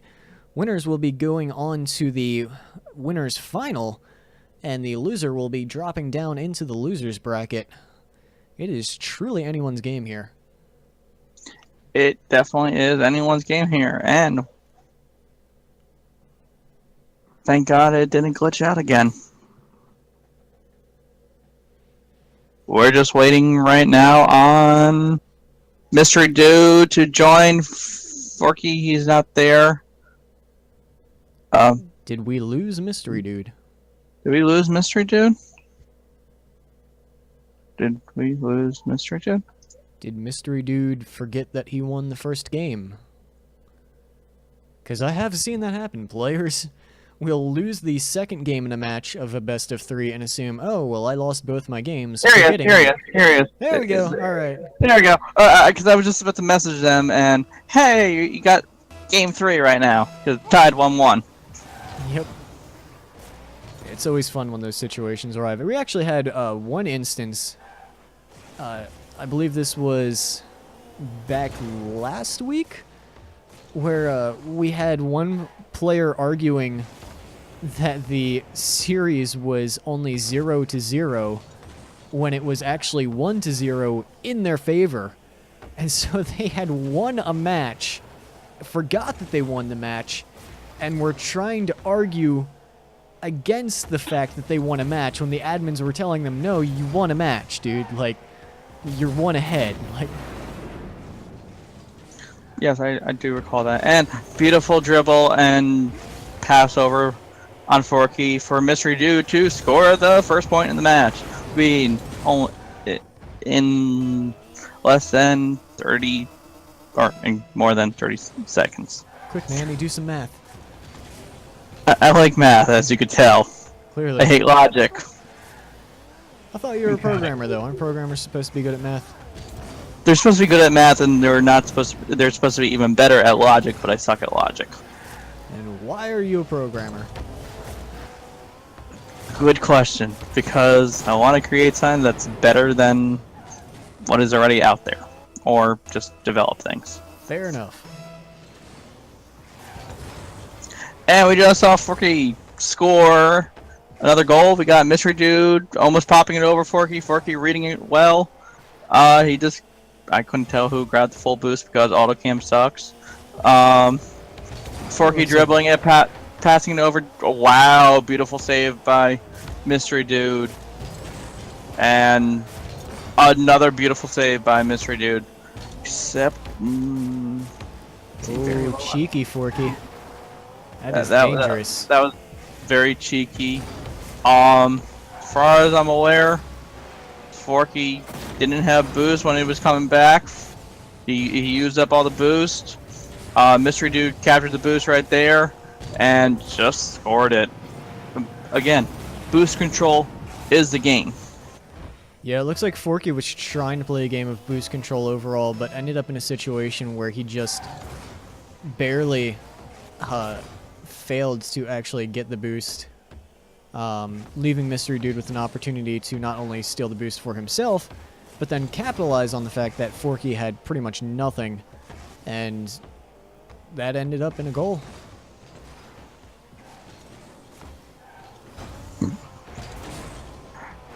Yes, and seeing Forky bringing it up all the way past. Mystery Dude reading it perfectly. Forky has a lot of boost.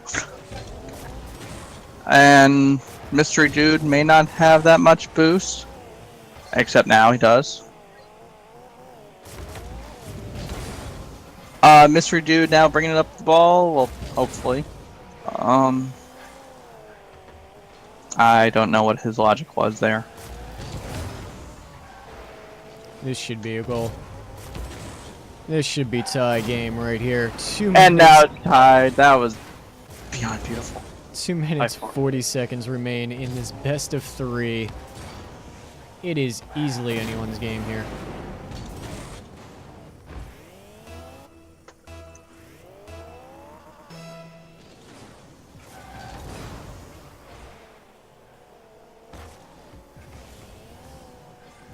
I do have to say, I really like what Mystery Dude has done with his decal there, because he is using the kilowatt decal, which is actually the same one that Forky is, but he has set the colors to be the same colors for both the primary and the accent, and so his car just has this nice little gradient to it that you can't normally get with other paint jobs. I know it's a random thing to comment on, but I like it, and as a matter of fact, if I were using the Octane, I'd probably have to steal that idea, because it looks nice. I definitely would steal that idea as well. Forky is getting boost right now because he finally has boost and clears it over Mystery Dude, and again he scores because he faked Mystery Dude out. Yeah, you actually use the Octane, don't you? I use it mostly for offense, but defense is more so. Well, my defense that doesn't exist as well, is the Dominus.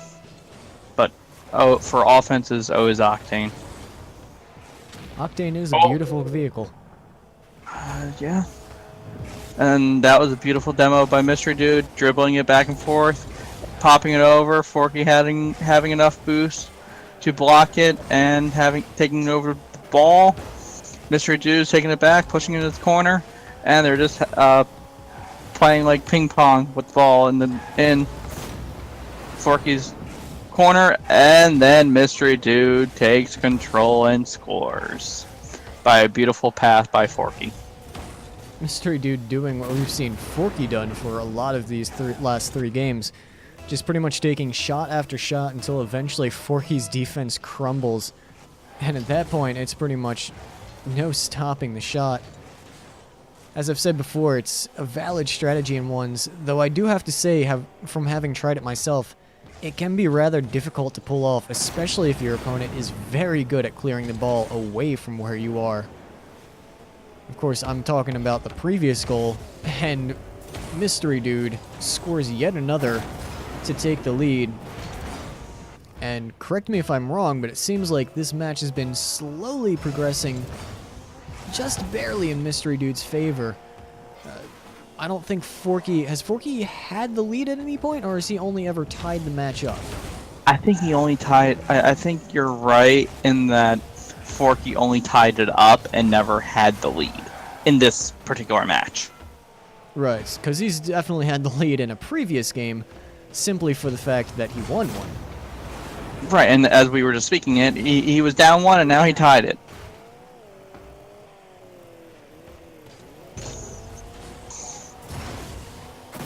And we are getting somebody in chat predicting that GurkZ is going to be the one to take this home. I do not have the brackets in front of me to look up where GurkZ currently is right now, but I will say at the very least, he is the 7th highest player in this tournament according to ranks. And again, the seeding that we do a bit of seeding before the tournament to try to place players appropriately to get the fairest matches possible. and those seedings are based pretty much entirely on what the players' respective 1v1 ranks are. And holy shit, Forky, after having been behind or tied this entire match with 17 seconds left on the clock, manages to take the lead. With only 17 seconds to go, best of 3 series. This is really coming down to the wire for Mystery Dude. Can he try to score in the next 10 seconds? I mean, we got now 10 seconds to go. Can Mystery Dude do it? It's too low on boost. Too low on boost, and Forky's just abusing it. He knows that he doesn't have enough boost. He's dribbling it with barely zero any boost. boost. Oh. He's going to try and catch the ball. Forky's not going to let it happen. A good effort on Mystery Dude to try and go for that last minute dribble, but honestly, from what I saw there, Mystery Dude was too low on boost, and he was too focused on trying to maintain control of the ball. He should have words are hard. Should have fallen back for boost there to quickly try to regain control of the ball, because once Forky got that boost pad and Mystery Dude was sitting there with 0, that was it. It was over. So Forky, well done to take that one away, despite having been either tied or behind for the entire duration of that game. We are going to be moving on to the winners finals, I believe. Is that where we're at right now? That's where we're at right now. And to answer your question about Gerxie, currently right now he is in losers round 6, playing against Echo 124. He beat Voltus, and he's going to be facing McWoody next. And then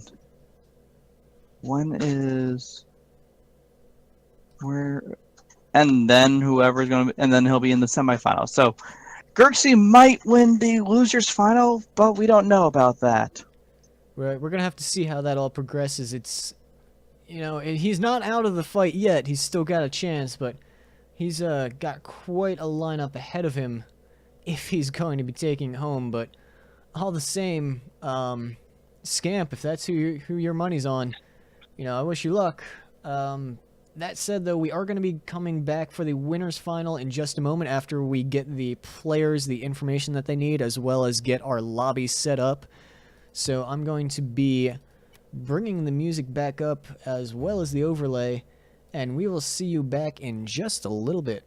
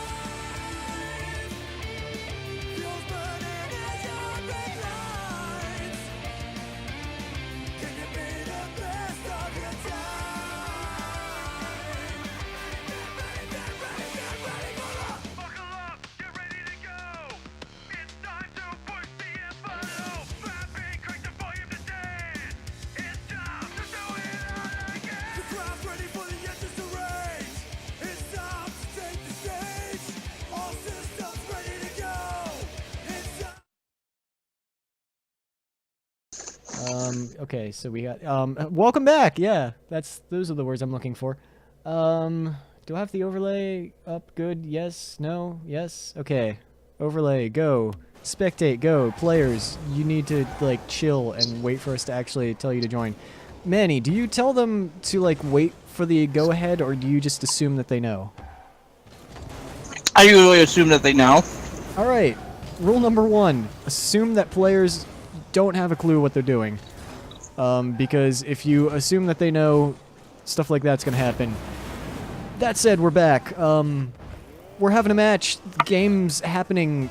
Shots are being scored. There's numbers on the clock and scores on the scoreboard. Players are playing. We were not prepared for this. All right, it's tied up. It's basically like we just started, so we're all good. 4 minutes and 43 seconds. That was a beautiful shot by Lego, who just jumped twice and then just faked out Forky. And now it's tied 1-1 with 4 minutes 43 seconds to go. Now it's kickoff, and looks as though Forky took control of the ball. Now he's getting boost. Excuse me, I am sorry about that burp. Man, do you have a mute button on your mic? No, I actually don't. Alright. That's all good. Lego. Wonderful challenge. Gets the ball away from Forky. Alright. I thought that, like, we were gonna have a repeat of last week where the last few matches just kind of devolve into insanity, but oh boy, the way this match is starting is kind of making me wonder.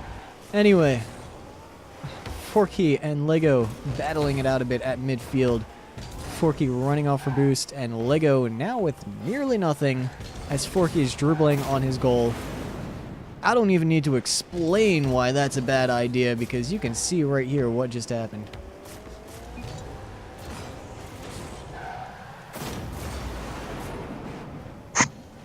Definitely a beautiful shot by Forky. You're eating food, aren't you? No, I'm not. Yes, you are.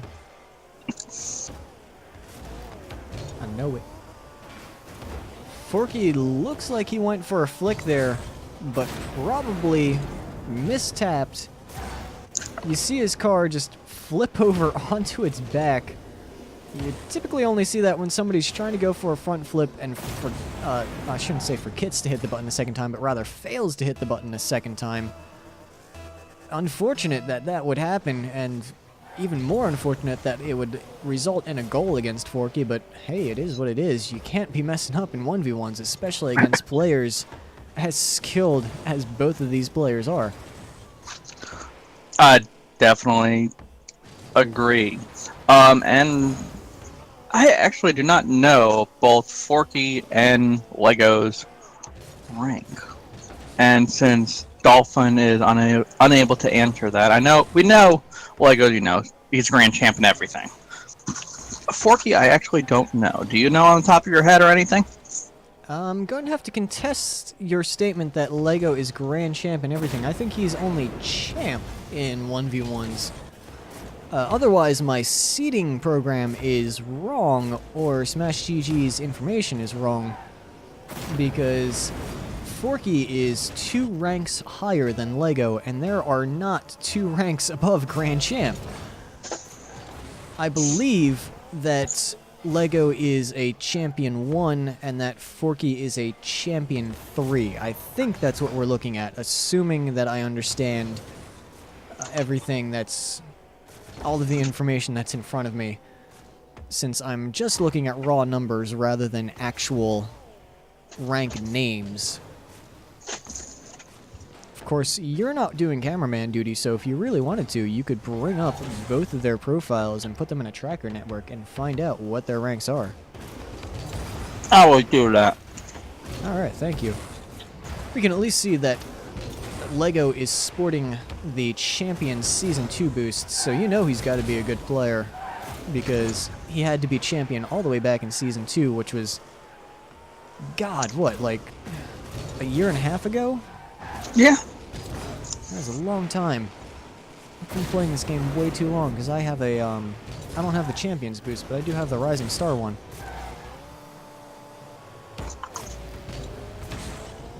Forky, well done to gain control of the ball and just drop it right into the Lego's net there. That was a really great by Forky. Currently Forky's ranked in solo, I should say duels or ones is champion Division 2. Champion 1, Champion 2, Champion 3, what champion? I think Champion 1. Really? Okay. Are you saying that because you don't know your champion icons or because you're confident? I'm confident. Alright. What's Lego then? I actually forgot to pull up a Lego. Rip me. But I will pull up Lego real quick. Actually, no. I apologize. Forky's is Champion 3, Div 2 in duels. Alright, so I was correct with what I said then. Forky Yep, is Champion and 3 and Lego is Champion 1, correct? Correct. Yep, you're right. Alright. And he's Grand Champ Div 1 in ranked doubles for Lego. And as well as Forky, actually. Oh, I'd have to imagine they're both Grand Champ in something if they're both that high in ones. Ones has been notoriously difficult to rank up in. Pretty much right up there with Solo Standard. Both of them are incredibly difficult for their own reasons. One, in part, because you don't see as many players in 1v1s, and so, to a certain extent, it's difficult to gain MMR when there aren't that many players to gain MMR against. Especially when you have to consider that most of the people that are playing 1v1s are probably playing 1v1s because they really enjoy it, and therefore are probably really good at it. Whereas 2v2s, there's just so many players that play 2v2s that it is really easy to start gaining MMR simply because there's a lot of players to gain MMR from. That said though, all of that's well and good, but we have a match on our hand, folks. We have 30 seconds left, and it is a tie game. It is not a tie game. It is 5-4 with 30 seconds left. Forky. Yeah, I shouldn't talk about the score ever, because every time we do, that happens. So, I agree. 30 seconds left. We're going to be seeing a kickoff goal here to tie it back up. Doesn't look like we're going to get that lucky. Forky, of course, is probably going to be playing it pretty safe right now. Well, I thought he was going to be playing it pretty safe, but looks like he would rather just pad his score a little bit more, ensure that he is taking home this first game no problem. 6-4 with 14 seconds on the clock. Lego could, if he were really lucky and really skilled all at once. He's at least really skilled, but is he lucky? He could still bring this back with 2 kickoff goals. Instead, however, Forky's going to gain control. And 5 seconds left. I think we're going to have to call this in Forky's favor. Game 1 going to Forky. Lego trying to at least get a consolation goal out of the last few seconds. Not going to happen. Game 1 of this best of 3 of this semifinal match is going to go to Forky. Let me update the overlay. You mean finals match? Is this the finals? Mm-hmm. I am an idiot. That's okay. It's still a best of 3 though, right? I'm a really bad caster. Please forgive me. Me too. Please forgive us. Lego. Manny. Chew, swallow, then speak.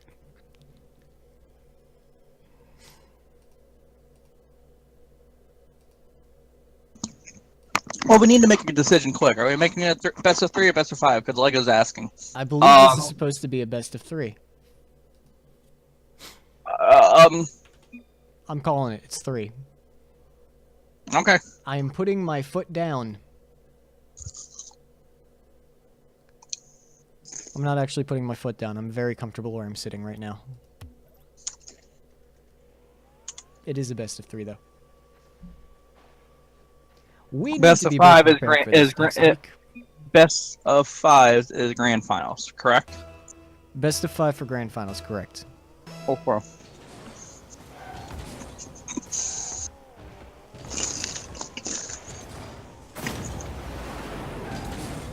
Bro, I can hear you eating. Like, there is no hiding that. I'm eating Cheez-Its. Well, you could have picked something less loud to eat. Like a sandwich? Yeah. Sandwich would actually probably work really well, unless it were on toast, and in which case it'd probably be just as bad. 10 seconds in and we are already 1-1. Gotta love those kickoff goals.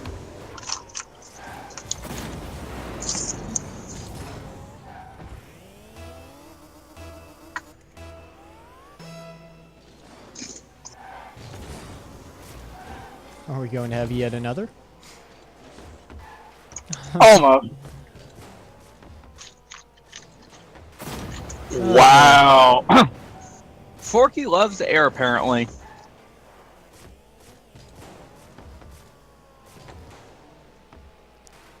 This match brought to you by kickoff goals. Everybody hates them, but they're a fact of life.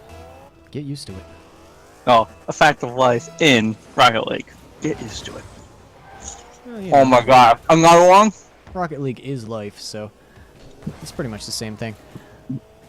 Crow. 2-1, 30 seconds into this match. This is very quickly looking like it could be a very high-scoring match. And I was going to look something up off-screen, and now I completely forget what it was. That's going to bother me.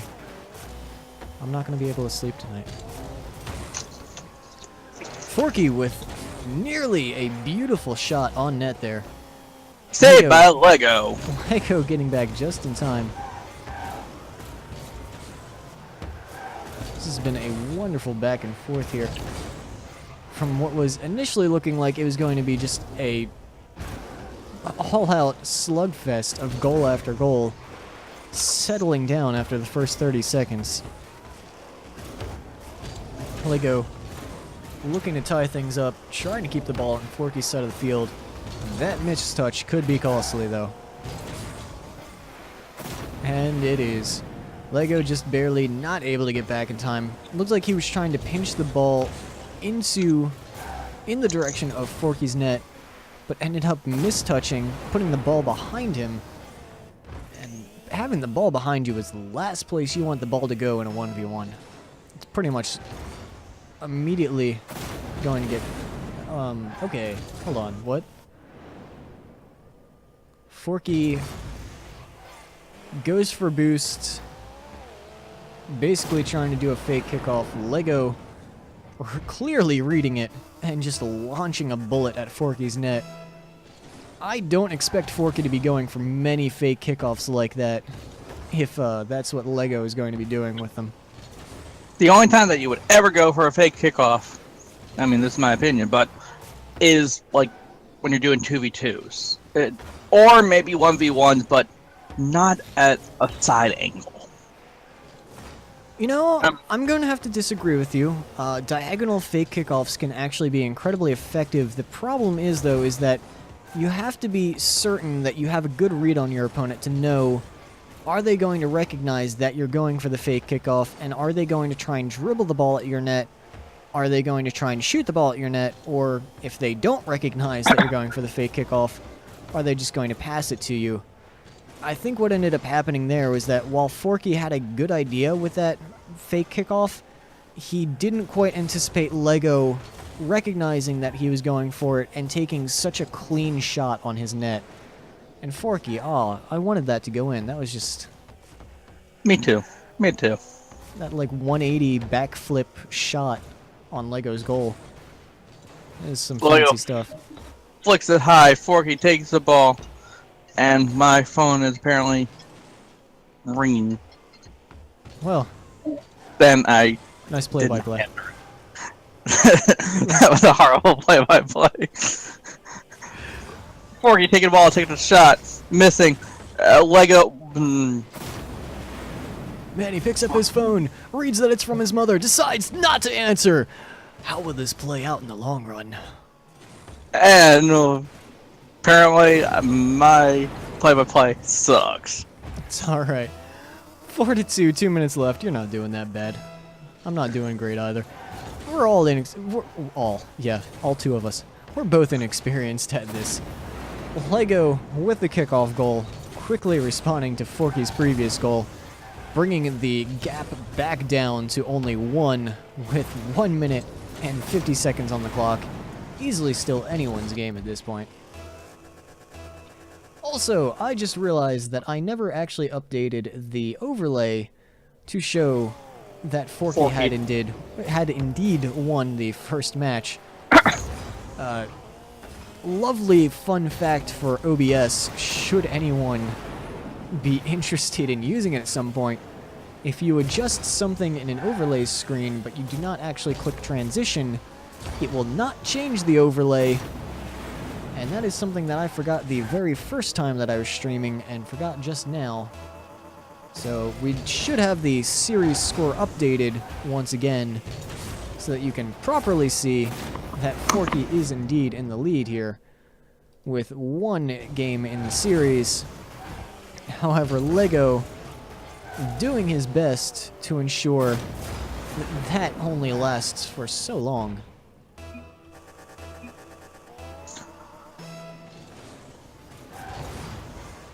And we have somebody asking in the stream chat where he can view the bracket. And I just provided it in our chat. Thank you, Manny, because I was just about to point out the fact that being the cameraman, it would be very difficult for me to do that. And Dolphin. How do I keep messing up Dolphin with other players in the match? Dolphin is currently unavailable. He is not feeling that well. And so we are down to just the 2 of us instead of the trio that we had previously of both Manny and I casting, with Dolphin handling all the moderator stuff. Now Manny gets to handle all the moderator type stuff. And I'm very glad that I have 3 screens, well actually 4, to handle everything. Watch the game, commentary on that, and watch the chat, as well as answer anyone's questions in the tournament help chat in the voice channel. Indeed. Forky with a lovely shot here, just getting it over Lego, firing it across the field all the way into his net. A minute to go. Lego has to score 3 more goals if he wants to stay in the winner's bracket. Granted, there is of course always the loser's bracket as an option, but let's face it, nobody wants to end up in the loser's bracket. That is just, 1, demoralizing, and 2, can be difficult to get yourself out of, especially with the much more unforgiving best-of-1 format down there. Though, to be fair, with this being the finals, I suppose Lego would be moving on to the losers finals, which is a best-of-3, so he wouldn't have to worry that much. All the same, with 45 seconds left on the clock, he still has to score 2 more goals if he wants to stay in the winner's bracket permanently, as opposed to needing to take a shot down in the loser's bracket. And what is he going to do? He's right now trying to take boost control as well as the ball control. Except for he can just clear the ball directly to Lego. Lego cleared it over. Can Lego score an open shot? Answer is yes. Yes, he can. You saw him hesitate for a moment there. I imagine he didn't want to be wasting too much time, but he also felt that he needed just that little bit extra boost. I don't know if you were in his view. I was. He was down to 0 boost when he landed on the ground there, so he needed to go and pick up at least one of those tiny little boost pads to give himself enough power behind that shot to be sure that it would be going in and that Forky could not get to it in time. And well done! Wow, wow, Lego, you 3 goals in less than a minute, and you, wow. Very good, Lego. Now, Certainly it comes well down to 14 seconds remaining. What's going to happen? Yes, Dolphin, we know. Lego has more viewers than we do. It's alright. It's alright. new to this. Lego might be a better caster than us while he's streaming. And now we are in overtime. I also have to keep in mind the fact that LEGO, I suspect, has probably been doing this for a while. This is all very new to us, and so we don't really have that much of a fan following, so to say. Of course, I could be wrong there. I don't know. Maybe this is LEGO's first time ever casting, and somehow he just found 100 people just, you know, chilling, wanting to watch him do crazy shit like that. And while we're talking, Lego just scored using his awesome dribble skills, popping it over Forky. Forky reading it, but just at the wrong angle, and gets scored on. And now the series is tied 1-1 between Lego and Forky. Indeed. So let me get that up on the overlay. Let me actually click transition this time so that it shows up for the viewers at home. Going to ready up. And again, this is a best of 3, which means whoever takes this away will be taking away the winners finals. Of course, that does not include the grand finals because we still need to go down to the losers bracket, find out who takes home the losers finals, and then have the winner of the losers finals take on the winner of the winners finals.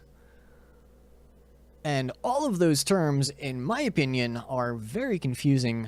Perhaps we should be calling them the upper and lower bracket as opposed to the winners bracket and losers bracket, because that would be a little bit more easy to understand. However, Smash GG does not use that terminology, and so it is GG Smash GG. I'd just like to take a moment here to remind the viewers at home that we do have a Matcherino going for this tournament. Last I checked, as the stream currently said, that it is a $22 cash prize going to the winner. The maximum prize pool of which we would be going up to is $50.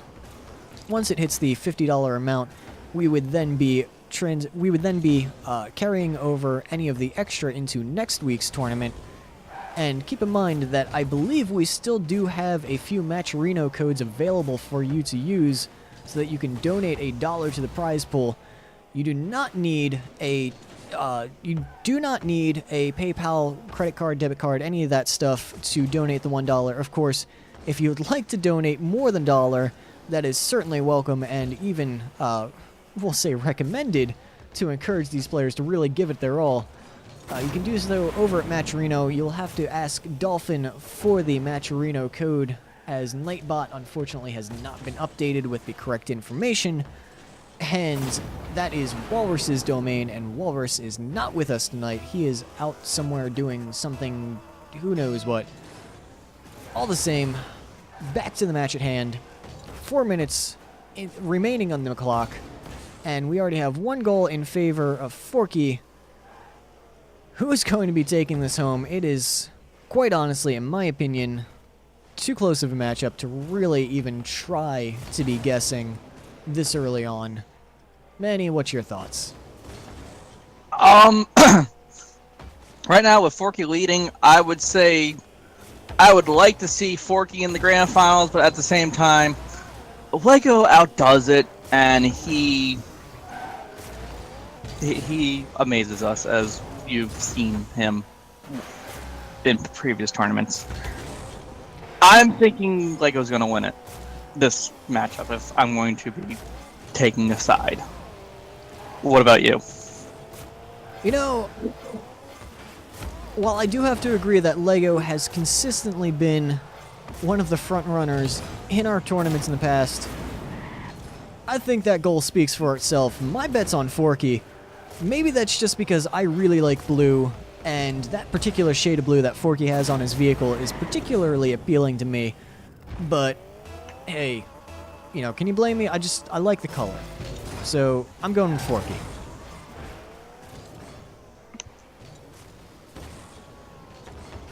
I know you're over there silently judging me for the fact that I picked my winner based solely on the color of the car. Yes, I am.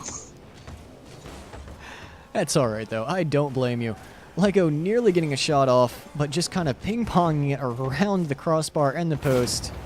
And he finally scores it, and that was, I'm going to admit, a very difficult shot. And again, these Grand Champs / champion players amaze me. Indeed, every time that I watch these high-level tournaments, I think to myself, I really want to be that good one day. But I mean, it feels simultaneously so close and yet so far off, because the things that they're doing aren't that fancy, all things considered. Like, they're really not being show-off, so to say. But at the same time, just the consistency and precision that they have is so flawless. Pretty much throwing just about every shot where they want it every single time. I mean, that's really what it comes down to. A lot of players, especially at the lower ranks, love to watch those really ridiculous freestyle aerial dribble, rebound, redirect, backboard, home run, touchdown goals. And, it's not about that. It's about making sure that you just have the basics down really, really well, that you can put the ball where you want it, exactly where you want it, every single time. And, I've been rambling on for quite a while now, and in the process, how many goals has Forky scored? Words. They're hard. Manny, save me. I can't speak. Right now, while Kira was talking, and he can't speak right now, Forky's been taking the goal 4-1 so far. It's, as what you said, it's now 5-1. It's now Forky's game. I was not expecting this. I'm expecting Lego to pull out, but no, it looks like it's a Forky game. Unless Lego can pull off what he did before, down 5-1. Minute 35 seconds ago. Can Lego come back? We don't know. I do think that Lego has the potential to bring this match closer to a tie game. But at this point, I kind of feel like Forky really has Lego's number. Just knows exactly what he needs to do to get the ball past Lego. And with only a minute left on the clock, Lego's definitely going to be struggling to find 4 goals, especially against especially a champion a little bit higher than Lego. I mean, as what we discussed, Lego is a champion 1, some division, while Forky is a champion 3, div I think 2 is what we said. You can see in this matchup, you can see the somewhat of the difference. It's not that much, but I think Forky right now has been reading Lego really well, taking his boost when he needs it absolutely the most. And again, when you're up at the higher level, that's what you said, getting the basics down, like being on point with putting the ball wherever, but at the same time, boost control, taking boost from your opponent even though you have 99 boost. Like, it doesn't matter if you have 100 boost or what. If the opponent, like, you see your opponent struggling for boost, you just take the boost regardless. Indeed. And that's what I've been noticing what Forky's been doing for the past minute and a half. He's just been taking Lego's boost, trying to defend, and Lego right there, I think, didn't have that much boost. Now he has 100, but he doesn't have enough time to score 3 goals, and it's impossible. Forky just won best of 2 out of 3 series. Forky did indeed win. I do want to say on that last goal there, I believe Lego actually did have a significant amount of boost. The real issue there was that he was trying to fake Forky into a challenge by doing a bit of a tricky jump there, looking like he was going to put the ball over Forky and then dropping back down with the ball to try and put it low. Unfortunately, Forky just sat there and wait for him to put the ball where he was going to put it, and just knocked it away, no problem. That match went significantly more in Forky's favor than I anticipated. I did genuinely anticipate Forky taking the win out of that, but I expected a much closer match. So yes, my initial prediction was not based entirely off of color, though I do like the color of Forky's car. It was based off of my genuine opinion of the skill levels of the 2 players in the match. Still though, didn't expect that much of a blowout, especially Forky getting such a ridiculous lead and then just pretty much sitting back and holding on to it. All of that said, though, we are going to be moving on to the losers finals, which is going to include Lego since he did just lose the winners finals. And remind me, who is our third player that's going to be competing for the second or third place here? Say that again, Karu. You're really good at this. I know I am. Applaud you. Right now, I'm looking at the semifinals. Gurk and Mystery Dude are still duking it out right now, and we're just waiting on Lego, whoever he's matching against in Gurk's or Mystery Dude. All right, so we don't have the losers final ready just yet, which means we are going to be taking a moment to wait for the losers semifinal. I believe that. No, what is that? Losers finals we will be waiting on. Yeah. No, I meant the match that is before that. Whatever. Point is- Semifinals. We're waiting on the semifinals right now. We're going to take a short break, and we're going to get back to you once we have our match. So have fun listening to the music that Karu is going to put on in the meantime.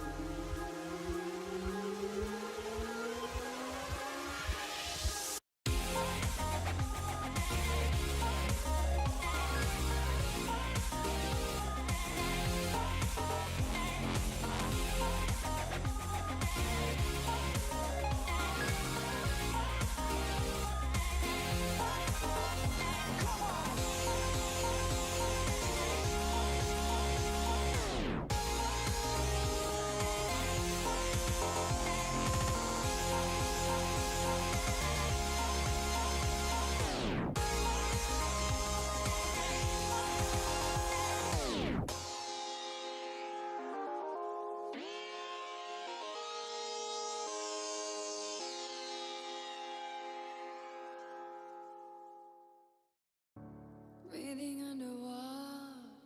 Can't let you go now. Making it so hard. You got to know now. Ooh, taking it too far. Nothing to hold now. I'm falling apart. Out in the cold now. Breathing underwater. Breathe.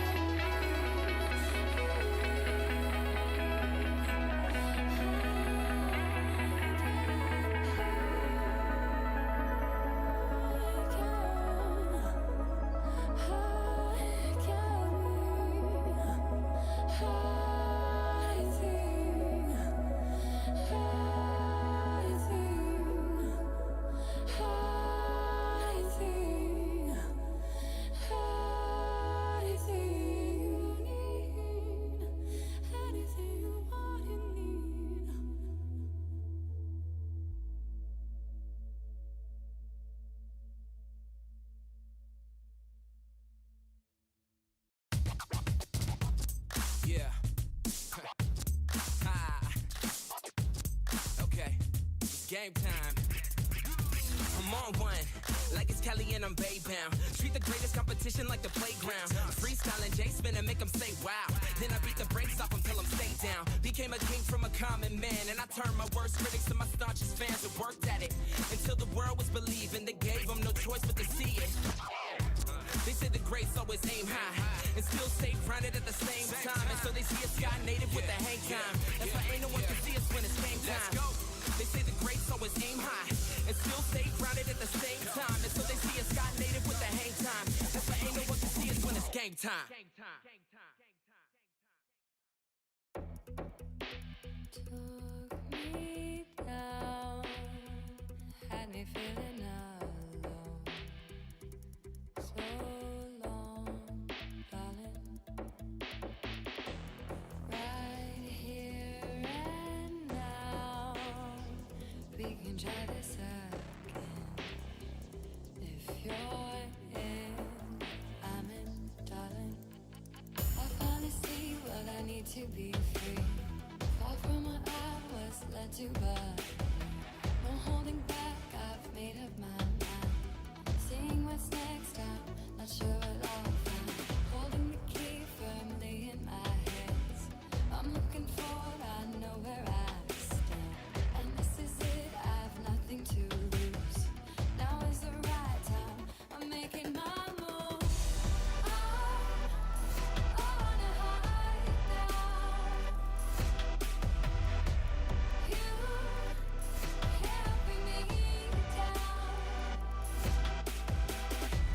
I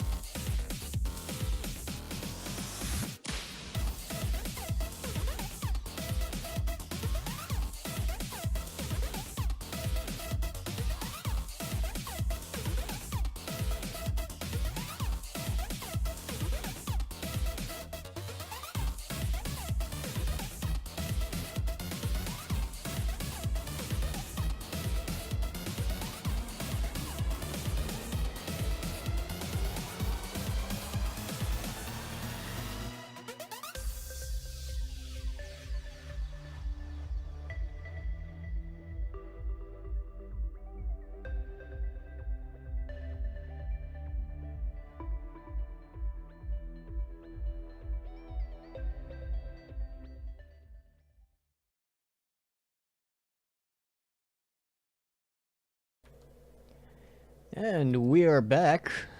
Interesting little tidbit.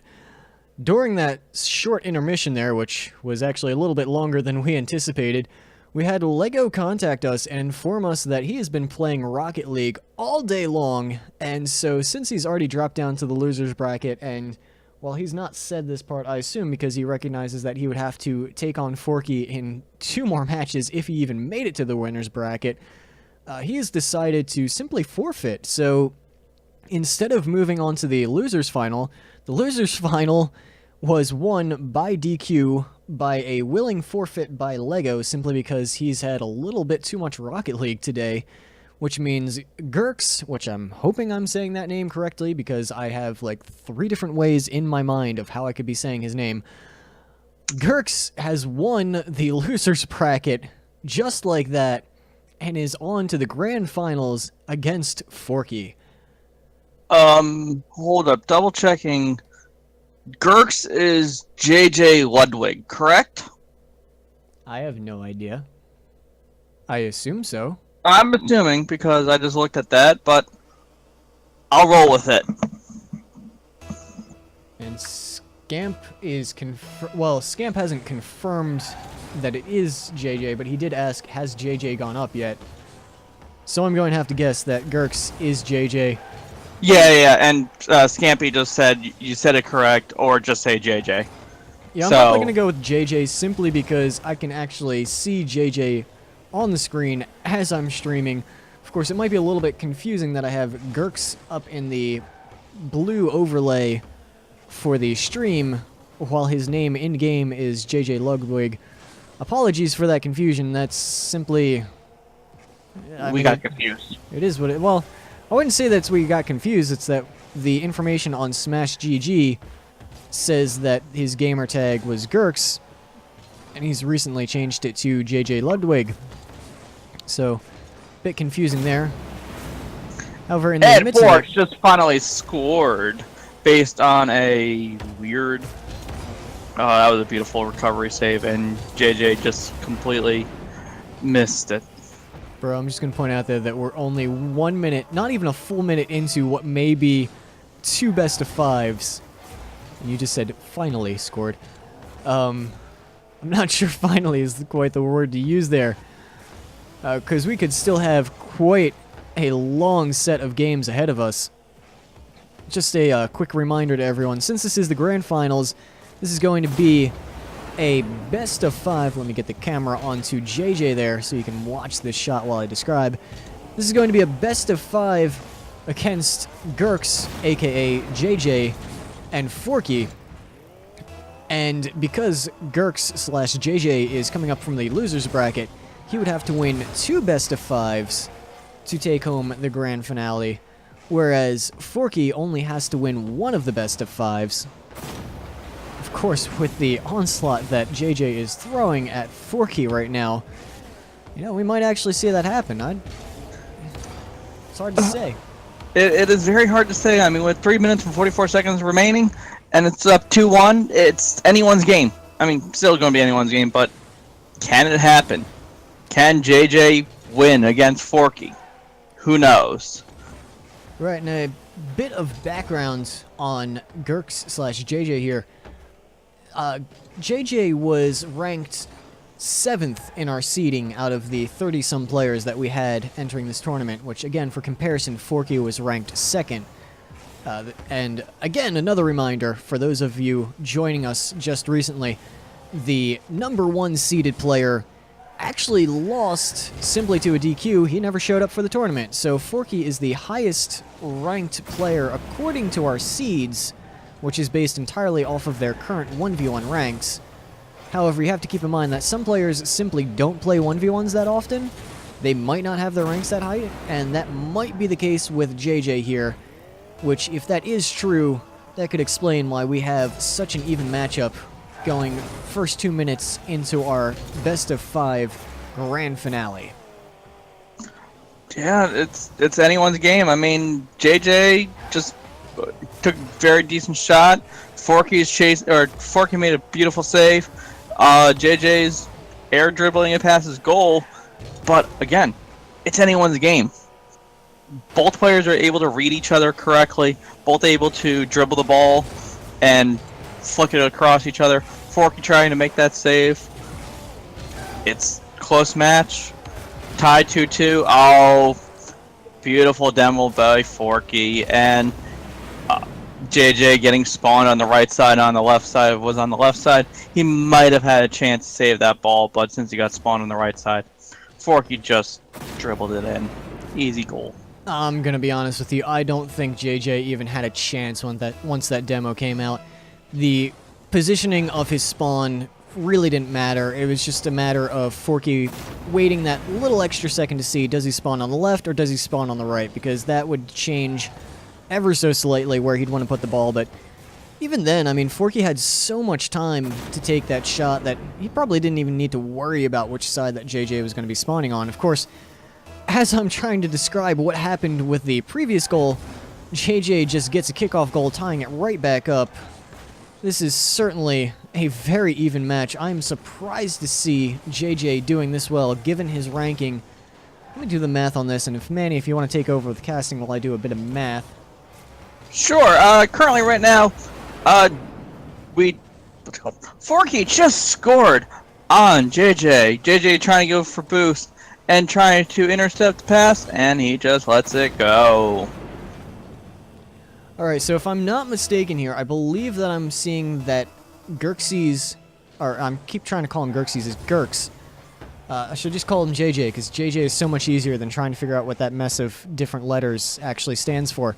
JJ, as I understand it, is a Diamond 1 player in 1v1s. However, it's entirely possible that he simply doesn't play a lot of 1v1s, which could explain why his rank is so low, and why he's able to keep up with Forky, who is a Champion 3 in 1v1s. That is a significant difference in rank, and yet we are not seeing a significant difference in skill. No, they look both almost the same skill set. I mean, Forky has a 2-goal lead, but again, we're seeing them both evenly matched, evenly being in good positions. And again, when you get to the higher levels, either Diamond, or even Gold, or not Gold, Champion is the next one. Yeah, Champion, Grand Champion. You don't see that much of a difference. And that was a beautiful shot by JJ, passing it to Fork, who own gold it. Just love the thought of Gold being considered a high rank. Yeah, I forgot Diamond. That's next, or not Diamond, Platinum. JJ, back-to-back goals in quick successions, and Forky trying to save it. But right now we have a tight game with 1 minute and 22 seconds to go. This is certainly interesting. I'm actually kind of disappointed that we didn't get to see JJ go up against Lego. That probably would have been a pretty interesting match as well. I definitely agree, but I mean, I understand how Lego feels. I mean, you play the game so much, like, per day, you know you're going to be burned out. If you're playing it for 10, 12 hours, especially on a brand new computer or something like that, yeah, you're just going to get burned out, and you're like, you just don't want to play it anymore. You want to play a new game. So I totally understand how Lego feels. Yeah, and actually, I have to say it's rather amusing. I had joked earlier in the tournament about the idea of some players, perhaps they just play Rocket League for 10 hours a day and they just get burned out and don't want to go into the tournament. And then what happens? Like, Lego, having played Rocket League all day today, decides, you know what, I'm just not feeling it. I was initially just throwing that one out there kind of as like, half truth, half joke, and then Lego just goes ahead and makes it a truth. Yeah, and as while you were talking, JJ just scored again, taking the lead with only 40 seconds remaining right now. It's, again, can be anyone's game. You're a Diamond 3 against a Champion 3. That's a full, 4 tiers? Let me correct you. I said Diamond 1 against the Champion 3. So wait, that's a Diamond 1 against a Champion 3? I thought it was a Diamond 3. No, and he is definitely not playing like a Diamond 1, I can tell you that right now, because I am nearly Diamond 1 myself in ones, and I would be scared to take on somebody this good. That said, though, again, it's entirely possible that his 1v1s, that he simply doesn't play 1v1s that often, because you have to remember the seeding algorithm that we're using to determine who is supposed to be the top players and who we can expect to see in the final brackets. That seeding algorithm is based entirely off of what their rank is for the particular type of tournament that they're playing. So if they're playing in a 1v1s, we look at their 1v1 rank. If it's a 2v2s, we look at their 2v2s. The problem with that is that if a player decides to play in a tournament for a rank that they typically don't play in ranked matches, they might end up with a seeding that is wildly off. Not that that's a problem, it's not that that really screws with the bracket too much, but all the same. And yes, we're going... Manny, if you could confirm for JJ, he has to win 2 series of best of 5 because he came from the loser's bracket. Forky, however, would only have to win 1, which you might want to point that out to him. Yeah, just I'm so that he explaining it knows. to right now. Because what's it called? Loser bracket. You have to play / win 2 series of a BO5. Excellent. I just described that to him. Pretty much what's happening is that since, as what my co-caster Keiru described, since Forky won in the winner's bracket, he only has to play one more or this series, and he wins it. If Xerxes wins the first series, he has to play again against Forky. Because he came from the loser's bracket. Correct, and just to help everyone out, I did go on and update the overlay to show that we have Gurks, which I believe it's just Gurks, the single syllable. We keep calling him Xerxes, but it's just Gurks. I updated the overlay to point out that it is Gurks, aka JJ, so that if anyone joins in to watch the stream late, they don't get confused by the fact that we have Gurks' name up on the scoreboard, but JJ Ludwig's name down on the field. And I'm looking in chat right now. Forky, that was a really quick goal while I was talking about chat. Great kickoff goal, anticipating aerial shot, pass, shot into the goal. But as I was just saying, I'm looking in chat right now. I'm seeing Ludwig, Scamp, all rooting for Gurks or JJ. I mean, all of his team is pretty much here, rooting for him. I've been noticing that as well, and it's always great to have people coming out to support you in the Twitch chat, and I apologize for stepping away from the computer real quick. I'm actually using my laptop as a third monitor, and so I noticed that it was informing me that the battery was getting dangerously low. I just wanted to make sure that I actually plugged that in. And the microphone that I have is designed to pretty much only pick up sound if I'm ridiculously close to it. So I would really not prefer to be shouting from across the room trying to commentate on a game, especially when I couldn't even see the monitor for those brief 10 seconds there. That said, though, JJ... Right now, JJ taking a beautiful shot on Forky, and it's right now 1-2. Forky's winning with 4 minutes 35 seconds to go. Go. Goddamn. You.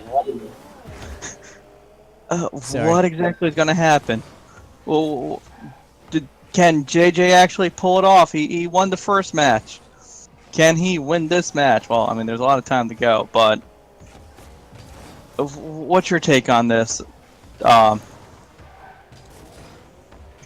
Keiru. So, from what I'm seeing right now, it seems like we definitely have a very even matchup, and so it's going to be pretty close. It's interesting to consider the fact that because JJ is approaching this from the loser's bracket, that means somebody in the tournament was good enough to take him out. However, let's take a look. I want to take a... Oh! No, I'm looking at the wrong thing here. I'm sorry. For a second, I thought our Matcherino had, like, skyrocketed, and then I realized I was looking at last week's tournament. My bad. Let me see if I can find the bracket up here. As a matter of fact, Manny, if you could save me for a moment with the commentating so I can lean over to my laptop and actually type in this bracket ID, or bracket URL. I mean, I already have it up for the bracket URL, but right now, JJ just got scored on by Forky. He has a ball control right now. He took boost from Forky, but Forky bumped him out of the way, and hopefully Forky can recover. Have you retrieved the information on who did Gerxie get beaten by?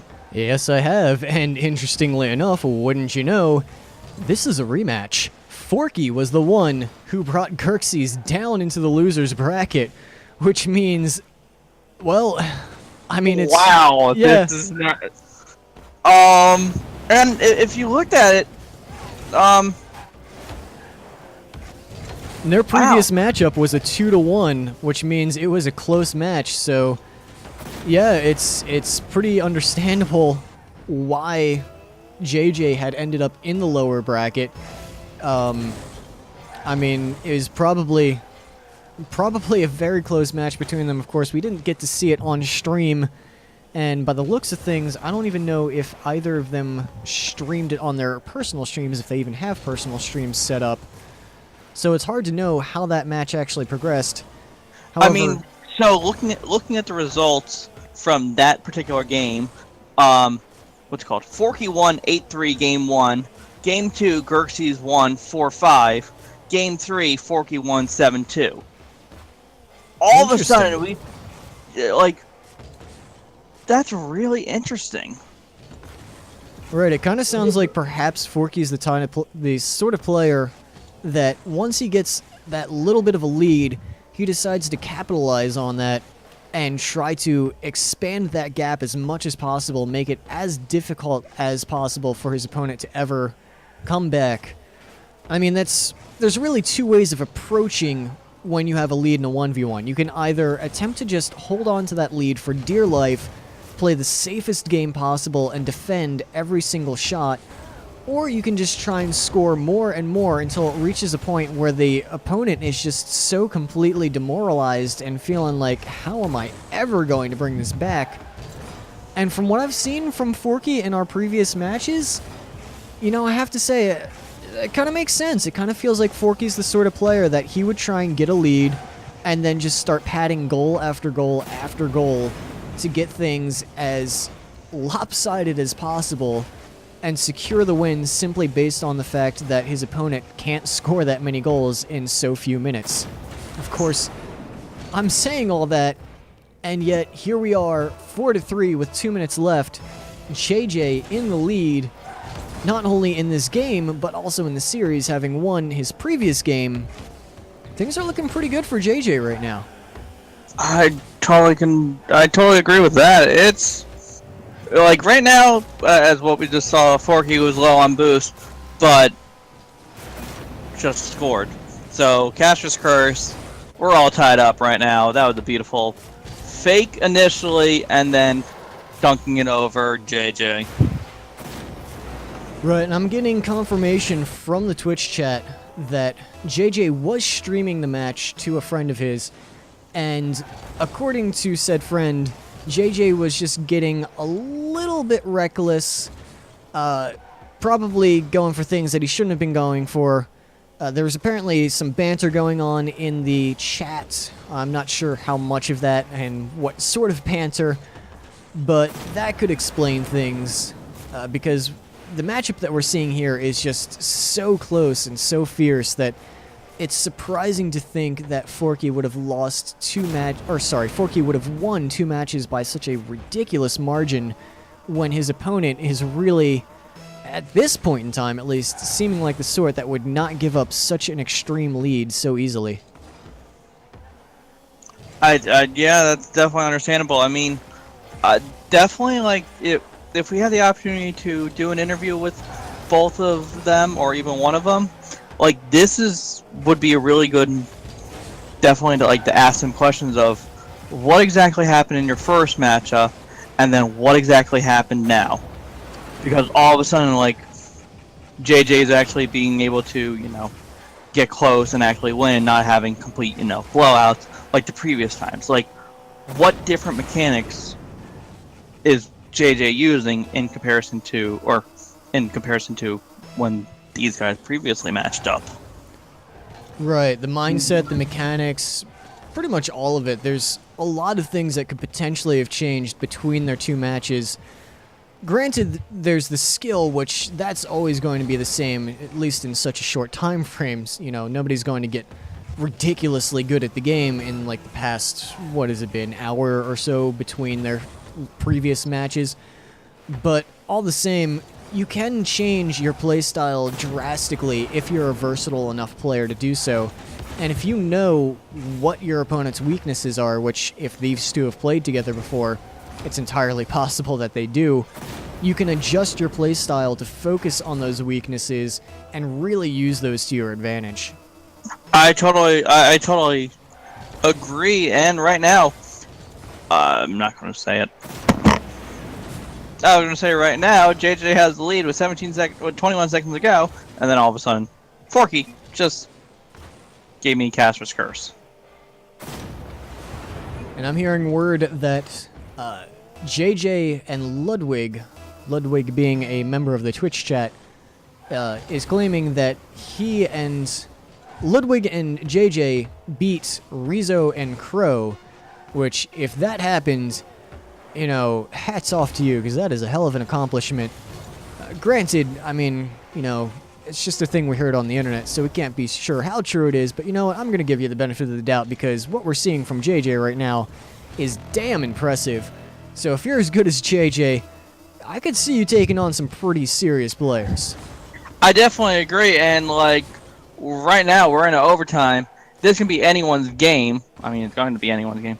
But JJ being a Diamond 1 player, playing superb. He's playing at the level of a champion.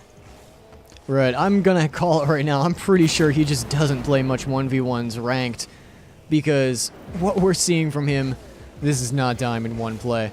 I am a Platinum player in 1v1s, and, Diamond players can typically beat me, but I can also sometimes beat Diamond players. I don't think I'd stand a chance against JJ. And as what we just saw, Gurk/JJ just won match number 2. Indeed. And I'm going to change the match settings so it says AKA JJ. You're stealing my ideas. Oh, well, I mean, it is very nice to have. This is true. Alright, is everyone ready? Yes, everyone's ready. Well, Now we are. now we are.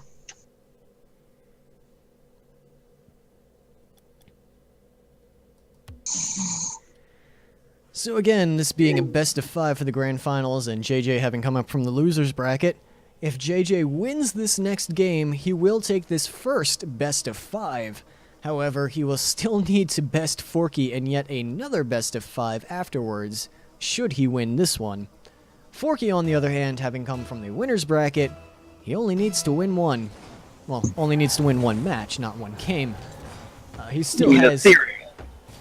Yes. He need to win. He needs to do a reverse sweep right now. Yeah, basically. That's what I'm saying. Either that, or he needs to really step it up in the next match, the next best of 5. It's one or the other. That too.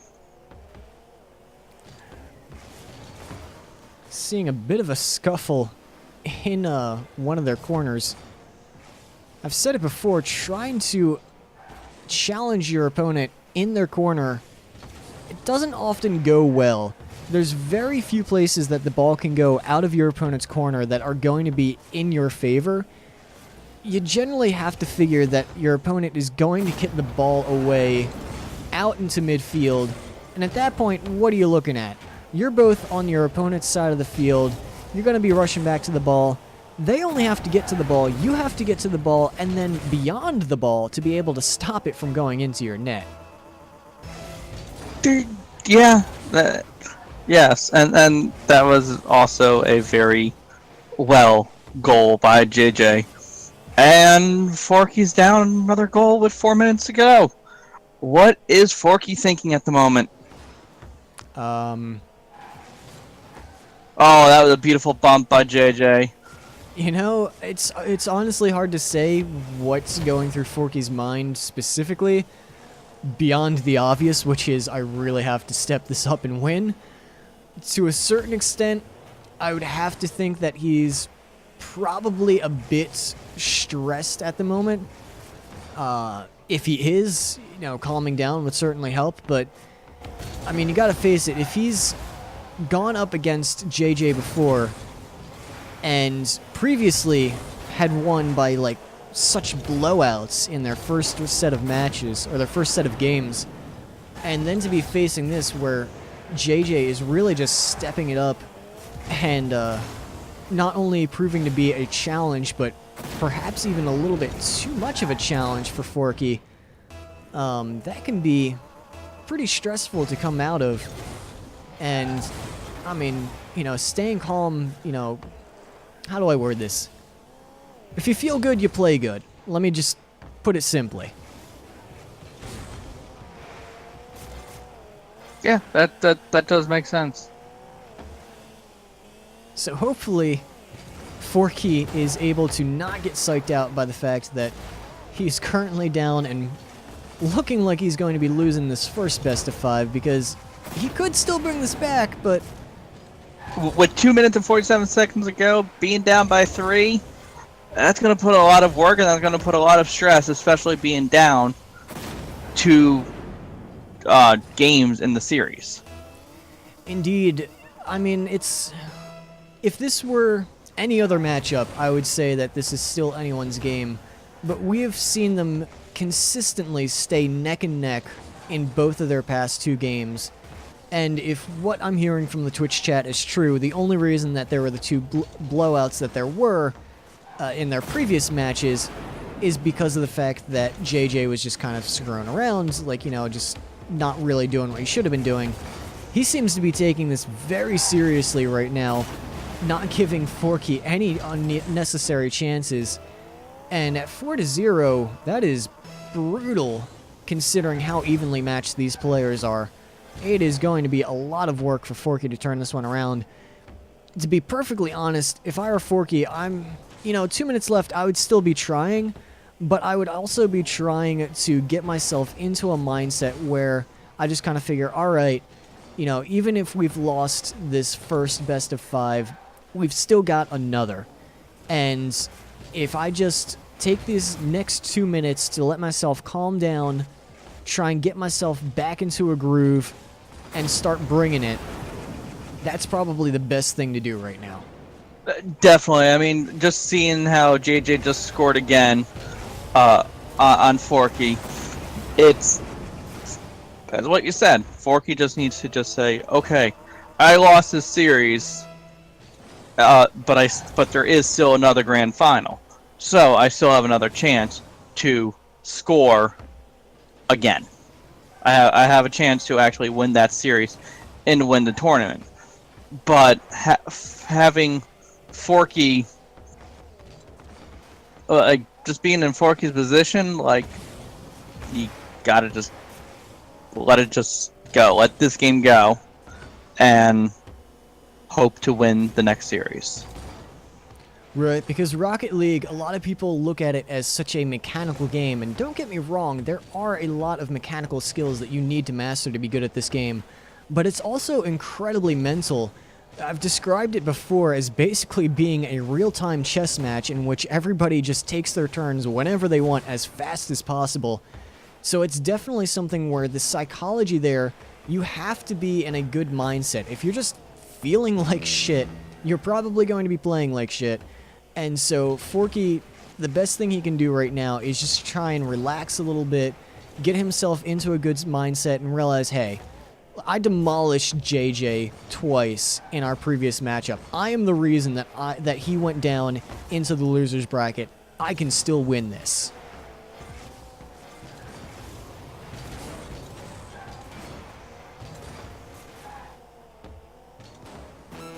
That I agree, and just seeing how Forky's playing as well. Ooh, nice bump by Forky. Can a Brazil happen? Is my next question. Brazil, 21 seconds. I think if Forky allowed it, it could happen, but I don't think it's going to happen by accident.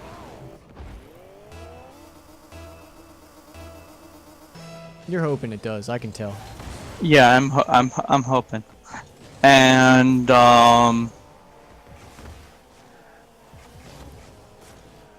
what's happening in chat? Because I'm looking at VK or VKey's what's it called, messages, and they're all being deleted for some apparent reason. I will be completely honest and say that I missed what happened there. I saw that too, but I'm trying to make sure that I'm being an interesting cameraman. Interesting caster. Yeah, Yes. so yes, we same as me, but you know, since it's just me and you here now, we have to kind of watch everything, sadly. And that was a very close attempt to do the Brazil on by JJ. Currently right now, Also, we got confirmation that it is VK Lawn. VK Lawn. I'm going to be reporting the scores currently as that was a what, 3-0 blowout, correct? It was 3-0, correct. I don't know why Forky left. Forky came back. Maybe he was switching cars. Yes, and now we're going to have a rematch. Right, so as a quick reminder, this was Forky coming in from the winner's bracket. And now we have to switch colors. Do we really? No, we don't. You don't want to? It's not that important. Okay, fine, we're sticking with the colors. It's just easier that way. Smash GG is a massive pain with insisting that the colors be what they say it is. We don't care. We're keeping it the same because we don't want to make you wait for this last best of 5. We would have to go back. Manny would have to change the names of the teams in-game. I would have to change the names on the overlay. It would probably take us, I don't know, 2 minutes, which, yeah, 2 minutes isn't long, but that's 2 minutes of Rocket League, man. We could be watching a 2 game minutes. right now. Like what we're doing right now. Currently, JJ has the ball, trying to push it up to Forky. I'm not sure. Did he change his car? Did Forky change his car? I don't recall. I- I'm that unobservant. You were. Both of us are bad. I can't say me because I can't tell what car he was driving before. But JJ just scored again. I mean, I thought he was using the Dominus GT. Let me go back and watch the the VOD. The VOD, yes. Where is the VOD? This might take a moment. Manny, cover me. I am covering you. Currently, JJ almost just scored against. Sorry, not JJ. JJ almost got scored on by Forky on a kickoff goal, but he missed. Forky trying to bring it up, passing it over JJ, but JJ was there. JJ got schooled on by Forky, but he recovers and clears the ball back to Forky's goal. Steals a boost from Forky, who is possibly low on boost. Yeah, he's a little bit low on boost. While JJ has full boost currently at the moment. And JJ or Forky trying to recover, and he saves it clearly. JJ bringing it up the ball. And I need to take a break. Yeah, you can take a break anytime you want. Like, I was trying to jump in and you just kept talking. Forky just scored while I was taking a break.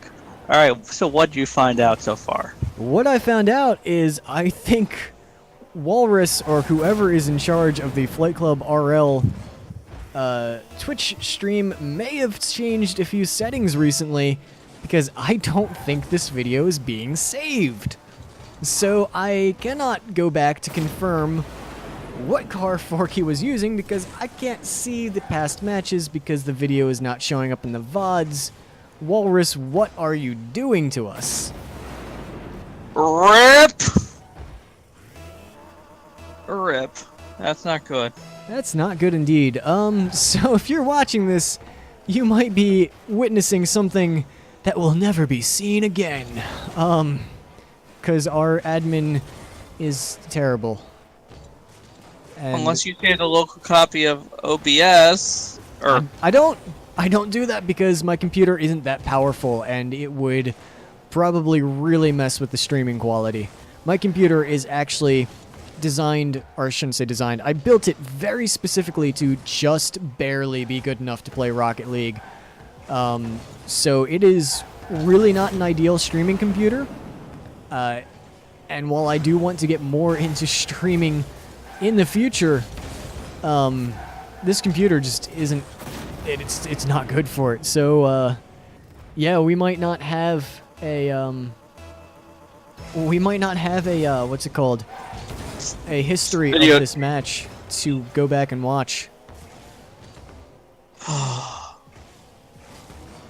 that's not good, but It's not good. I'm hoping I'm wrong. I really am. me too.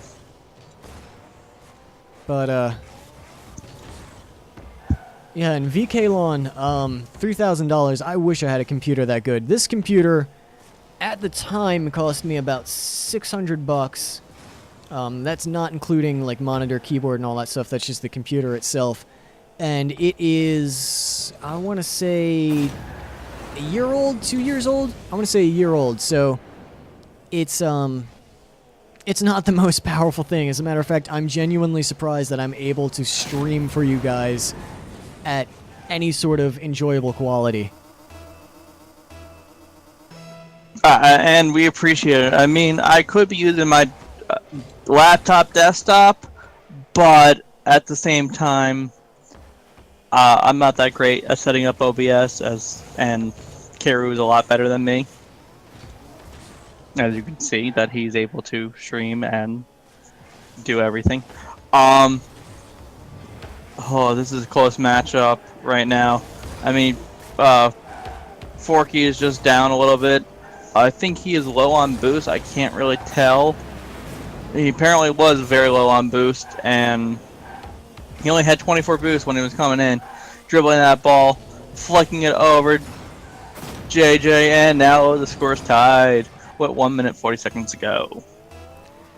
Indeed, I love that we're seeing such a close match here.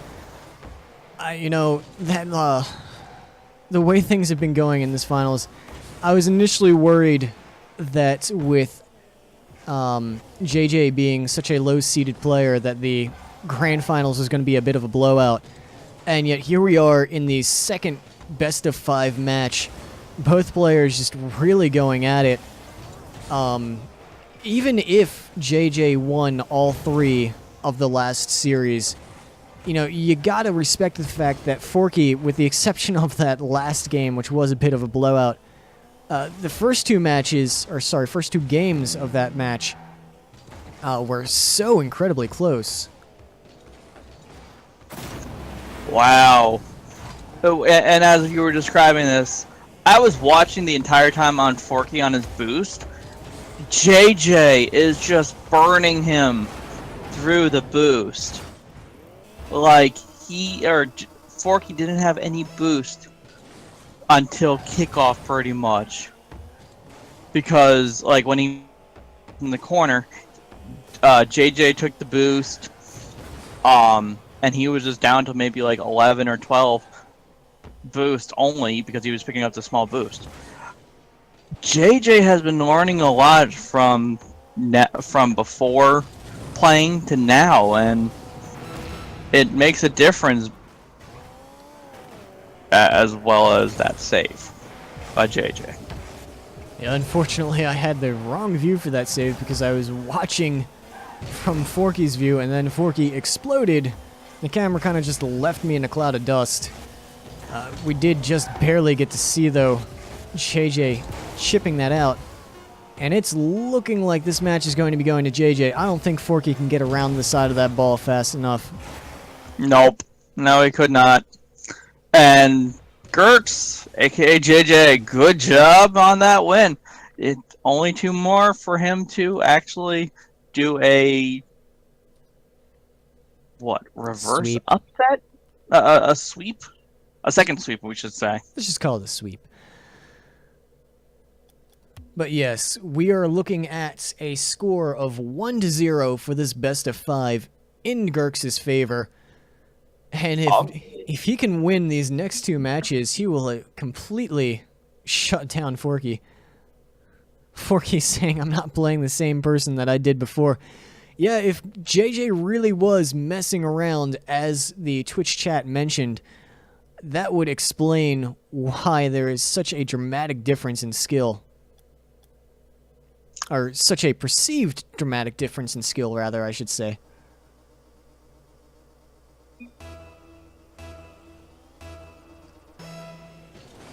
And I did actually see what happened there in the Twitch chat this time with VK Lon. VK Lon tried to send a message that was a large amount of symbols, and Nightbot was just having none of that, so maybe try to avoid sending so many symbols or emotes or any of that stuff, because, well, I don't think we actually have any control over Nightbot right now. Looking at, I don't think we have control, or maybe you do, but, I'm looking at the chats. Forky's thinking he's not playing the same person. I saw that, but as I also mentioned, the Twitch chat did confirm for me that they were watching JJ's stream, and JJ was screwing around in the first and third match of the previous off-stream JJ versus Forky matchup, which would explain a lot. If JJ was just messing around, I could easily see that going wildly in Forky's wildly in Forky's favor. Those are the words I'm looking for. I mean, I've witnessed that before with players just, for whatever reason, just deciding they want to mess around and really paying the price for it. Yeah, no, right, and as what you were saying, and we confirmed by the Twitch chat, which is, you know, a couple of his friends, they confirmed that he was, like, you know, screwing around, and not doing as what he's doing right now, which is scoring the ball a lot. He was shut down 7-2, or very high numbers, and his second match between Forky, it was a close match. But he's a really great, Diamond 1 player in ones? Supposedly Diamond 1. I think the only situation, you know, I will say this simply for the fact of saying it so that it is known. If we did ever discover that a player switched out with someone else without contacting the admins, in other words, if you were to try to sub someone out without contacting the admins, whether it was by simply not thinking about it or, you know, trying to deliberately subvert the rules, that would, of course, result in a disqualification and a ban from future tournaments. However, I'm not saying that's what happened with JJ here. I don't think that's what happened with JJ here. I do think JJ was just screwing around in the first few matches. I just wanted to put that one out there for the fact of making it known that, like, you know, don't do that, you know? Like, if you ever thought of doing that, don't.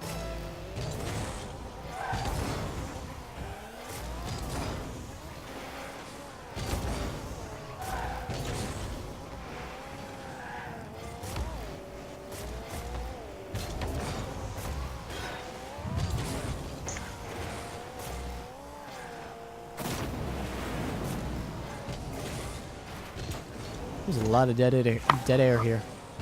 I know. I mean, I just looked up, you know, Ludwig or JJ. His stats are Diamond 1, Division 2 in duels. Ranked in doubles is Champion 1, Div 1. Ranked Standard is Platinum 3, Div 2. How many games in those? 69, 588, and 58. Yeah, so he doesn't play a whole lot. And in Season 3, he was Grand Champ Div 1, Super Champ Div 3, Shooting Star Div 5 in Solo Standard, and Champion Div 2 in Standard. So I'm seeing words from VKLon that the stream is quote-unquote so laggy. I do have to point out that it's entirely possible that that is your internet, and I am basing that assumption off of the fact that I actually have my laptop off to the side as a third monitor in which I am watching the stream out of the corner of my eye, and I have not been noticing any sort of stream issues. If other if other Twitch viewers are noticing similar problems, by all means let me know. But I'm kind of thinking, VKLon, you might want to restart your computer or something. Yeah, VKLon, I had the same issue. All I did was just refreshed, the page, and it fixed the issue.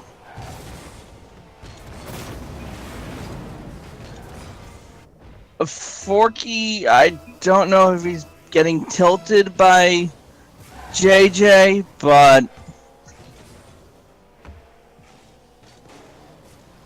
any comments from you? Kiru? So my comments, I do recall that there was banter, or there was mention, I can't confirm or deny because I wasn't there, there was mention that there was banter in the previous matchup against them, which happened off stream. We might be seeing more of that banter here, I'm not sure. I do have to say, Forky's not wrong to kind of wonder where this level of skill has come from when previously the opponent that he faced he defeated so easily. But I mean, it's really hard to say. It's I'm not trying to throw out any accusations here. I certainly wouldn't want to do that without any sort of proof. And we didn't see how that last stream went. So I don't know. I'm probably speaking too much on an issue that I really don't know if it has any substance whatsoever. But it is interesting to see. Yeah, I'm not sure. I'll be completely honest. I'm too new of a streamer to know how I'm even supposed to handle this situation right now, because the banter between these two players, it's getting kind of salty and feeling a little bit too real. Yeah, I can confirm on that. And I also don't know exactly how to handle it. I mean, yeah.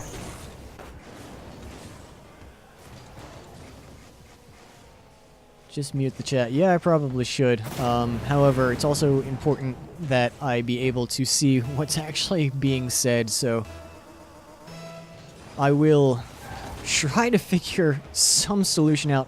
I will mention this one again. We are looking for somebody that could be a cameraman for these so that Manny and I could focus exclusively on just commentating without needing to worry about, hey, are you able to see things? Is the stream working correctly? What's the name and password for the lobby going to be?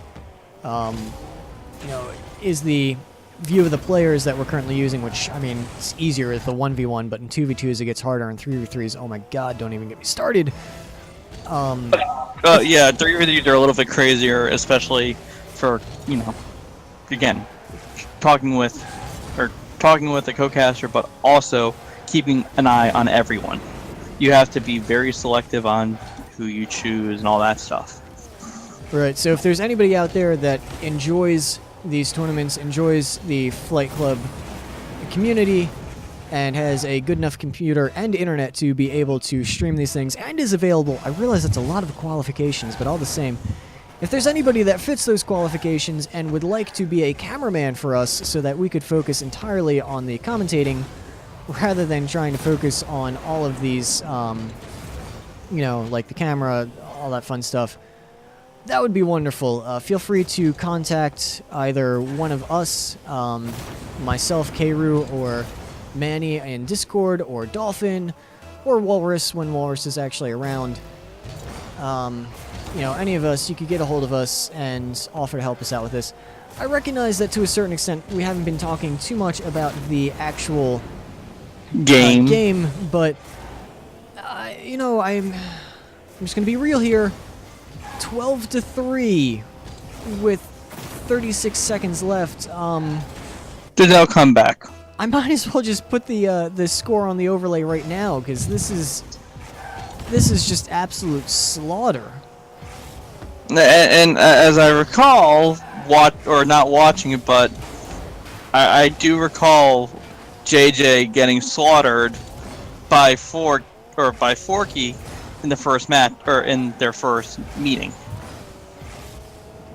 7-2, and I think 7-3 or 8-3, something like that. Oh, you mean the ones that happened off stream? I thought you were talking about the No, first the one that matches happened here. off stream. This is our first blowout that we've seen against these two, like us personally. Yeah, this is quite the blowout too. So, just waiting for the. And the last goal for this game, 12-4. Gurks, aka JJ,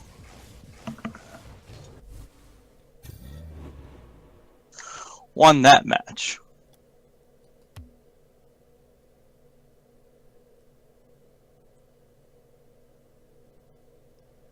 All right, and we're going to be moving into the next match, next game, possibly the last game of this best of 5.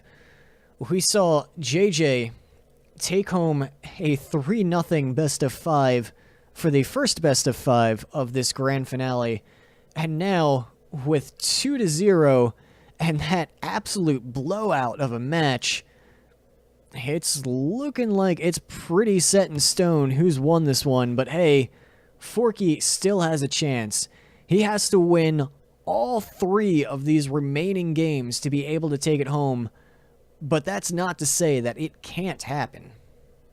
I definitely agree, and now we're just waiting on Forky, except he's not here.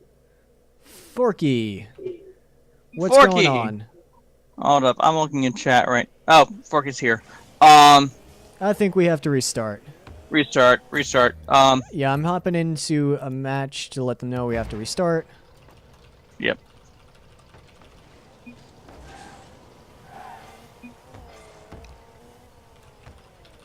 Alright.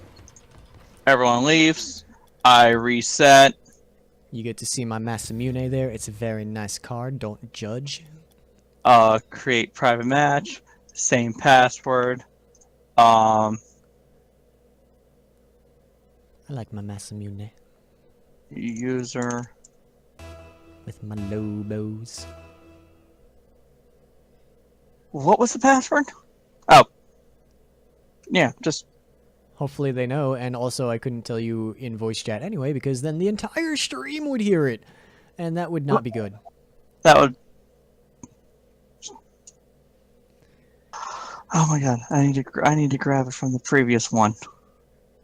Because I'm an idiot. Good job. Oh, it was that one, okay. Oh yes, that password. I have no idea what you're talking about actually, though. Now we're just waiting on JJ to join in.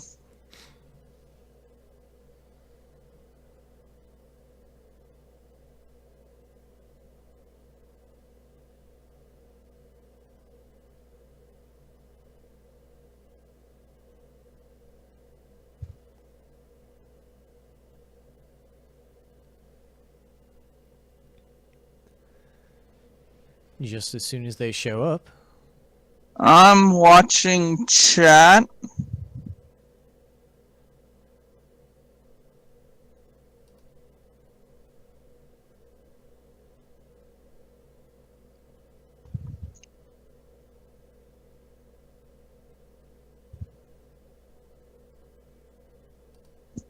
Let's see here.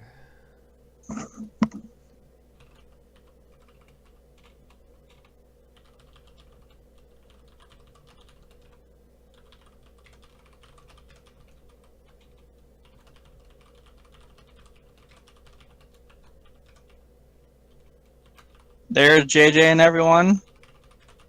There they are. All right. All right.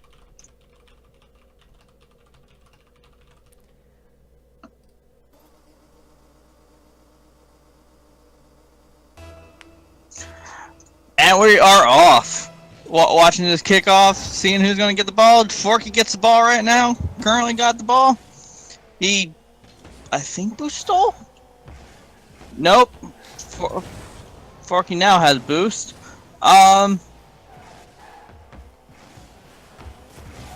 JJ's clearing or passing the ball up. Both of them are low on boost. They both got boost. JJ's waiting for their. He read them well. Taking the. Looking for the shot, but not quite getting it. Yup. Beautiful shot by JJ. Beautiful save by Forky. Again, this is a close matchup. Indeed. I would love to see a reverse sweep right now from Forky. That would just be the most beautiful upset. 1 minute into the match, though, 0-0.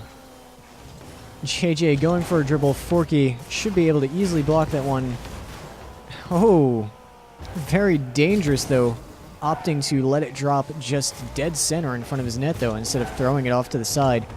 Luckily for him, JJ was not able to sink the goal from that, what was basically a pass of a save. And Forky doing much better to stay on top of JJ and not give him a chance at really taking any shots at his net.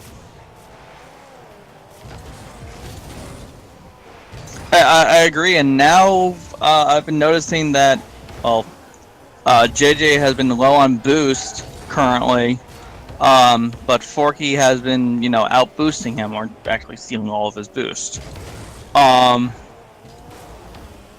Forky is definitely reading JJ's plays currently. Definitely needing boost, or getting boost, I should say. And the flick pass, or flick shot over the goal was denied by Forky, and Forky's going to Whiff the open net. whiff That the is a open shame. net. That is very much a shame. I thought it was going in, but Caster's curse. I didn't want to jinx myself. Right. Very good. Forky Go ahead. might be feeling a bit tilted after that blowout of a match.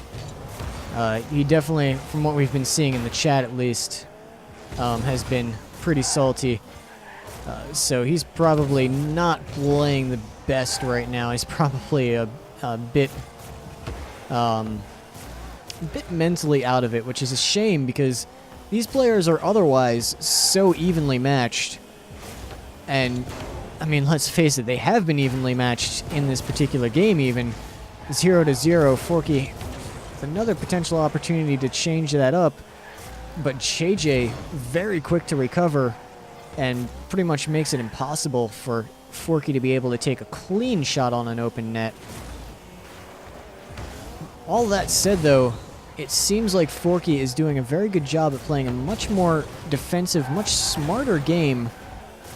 It's a shame that he's had so many scoring opportunities that have just barely missed. Yet at the same time, you gotta give him credit where credit's due. He's certainly at least keeping this match tied up. And we already have gone through 3 minutes and 30 seconds, and Forky just answered or just scored.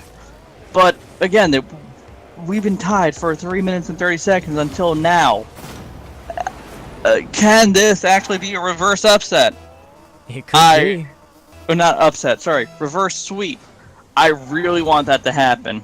Oh, I'd love to see that happen. That would be beautiful. That would be. JJ, though. No! JJ not about to make it easy, though. No, Forky only had about 26 boost, went for boost, realize it was his mistake, and let the goal in. Yeah, Ludwig calling that Forky is tilted as fuck right now. I don't blame him for being tilted as hell. Yeah, I probably shouldn't have let that one slip, but I was just trying to quote the exact words in Twitch chat as they were. Yes, I do agree, and I would probably do the same thing, but as we didn't have our filter on for, hey, this is for mature audiences only, we have to make no. JJ's taking the lead. JJ has taken the lead with 44 seconds left. Forky does still have a chance of tying this one up. Still, though, it's going to be brutal because not only would Forky need to tie this one up, he would need to tie this one up, gain the lead, win this particular game, win the next game, win the game after that, and with 40 seconds to go, he has to score 2 goals when JJ has been showing some rather impressive kickoff skills. That's, whew. Forky, can you do it? You got 40 seconds. Come on, Forky! But since we're captured, we should be biased. And again, another kickoff goal, which I really hate. And Kateru knows how much I hate them. Also, the word you're looking for is unbiased. We should be unbiased. We should not have a bias in favor of one of the players. Yes, you are definitely correct. Yes, as casters, we should totally be biased. We should always be rooting for the person that's going to win. Oh. Technically we have to play it out as per the rules. I mean, do we really? Yes, we do. Even though technically I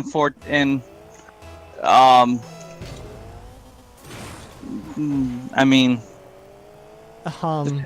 just hit the ball, Jay. Thank you. Well, I don't think that Forky can bring this one back. Because he's not here.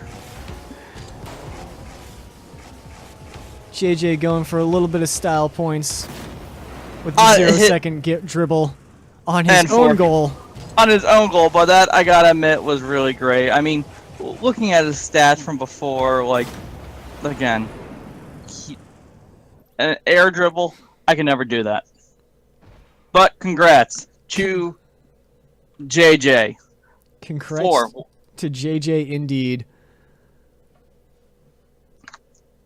I do want to throw out there that we had asked the players if they'd be interested in doing a 5 to 10 minute interview after the tournament, just talk about how they felt about things, how things went. And JJ had agreed to doing the interview, so if you'd like to stick around for that, feel free to do so. Otherwise, we certainly thank you for having joined us tonight. JJ will be taking home the $22, assuming it hasn't gone up yet, from the Matcherino, and we will be very likely streaming another tournament next week at roughly the same time. No promises because our tournaments tend to be announced in the middle of the week. That said, though, if you would be interested in finding out when our tournaments are happening, you can either follow us on Twitch, in which case you get a notification when the streams go up. You can follow us on Twitter at FlightClubRL, which our social media expert Lego should be handling notifications, letting you know when you'd be signing up for tournaments and all that fun stuff. And likewise, you can join us in the Discord. Manny, if you want to go ahead and try to get JJ in here for a bit of a chat. Yes, let's definitely take a, let me go and try and contact JJ. Try to see if I can get a hold of him. Let's put on some music while we are waiting for that. Sure thing. Let me bring the music back up and we'll be back with you in just a moment.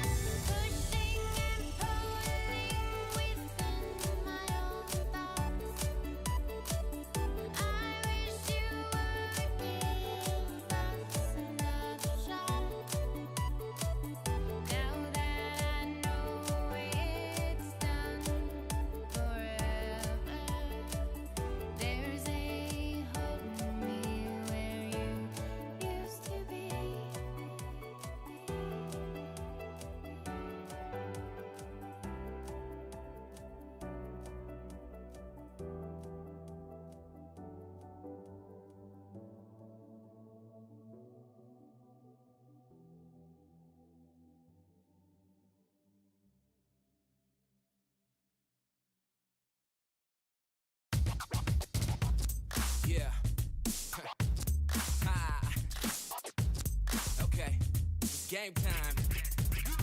I'm on one, like it's Kelly and I'm Bay bound. Treat the greatest competition like the playground. Freestyling J spin and make them say wow. Then I beat the brakes off until I'm stay down. Became a king from a common man, and I turned my worst critics to my staunchest fans and worked at it until the world was believing. They gave them no choice but to see it. They say the greats always aim high and still stay grounded at the same time. And so they see a sky native with the hang time. That's why ain't no one can see us when it's game time. They say the greats always aim high and still stay grounded at the same time. And so they see a sky native with the hang time. That's why ain't no one can see us when it's game time.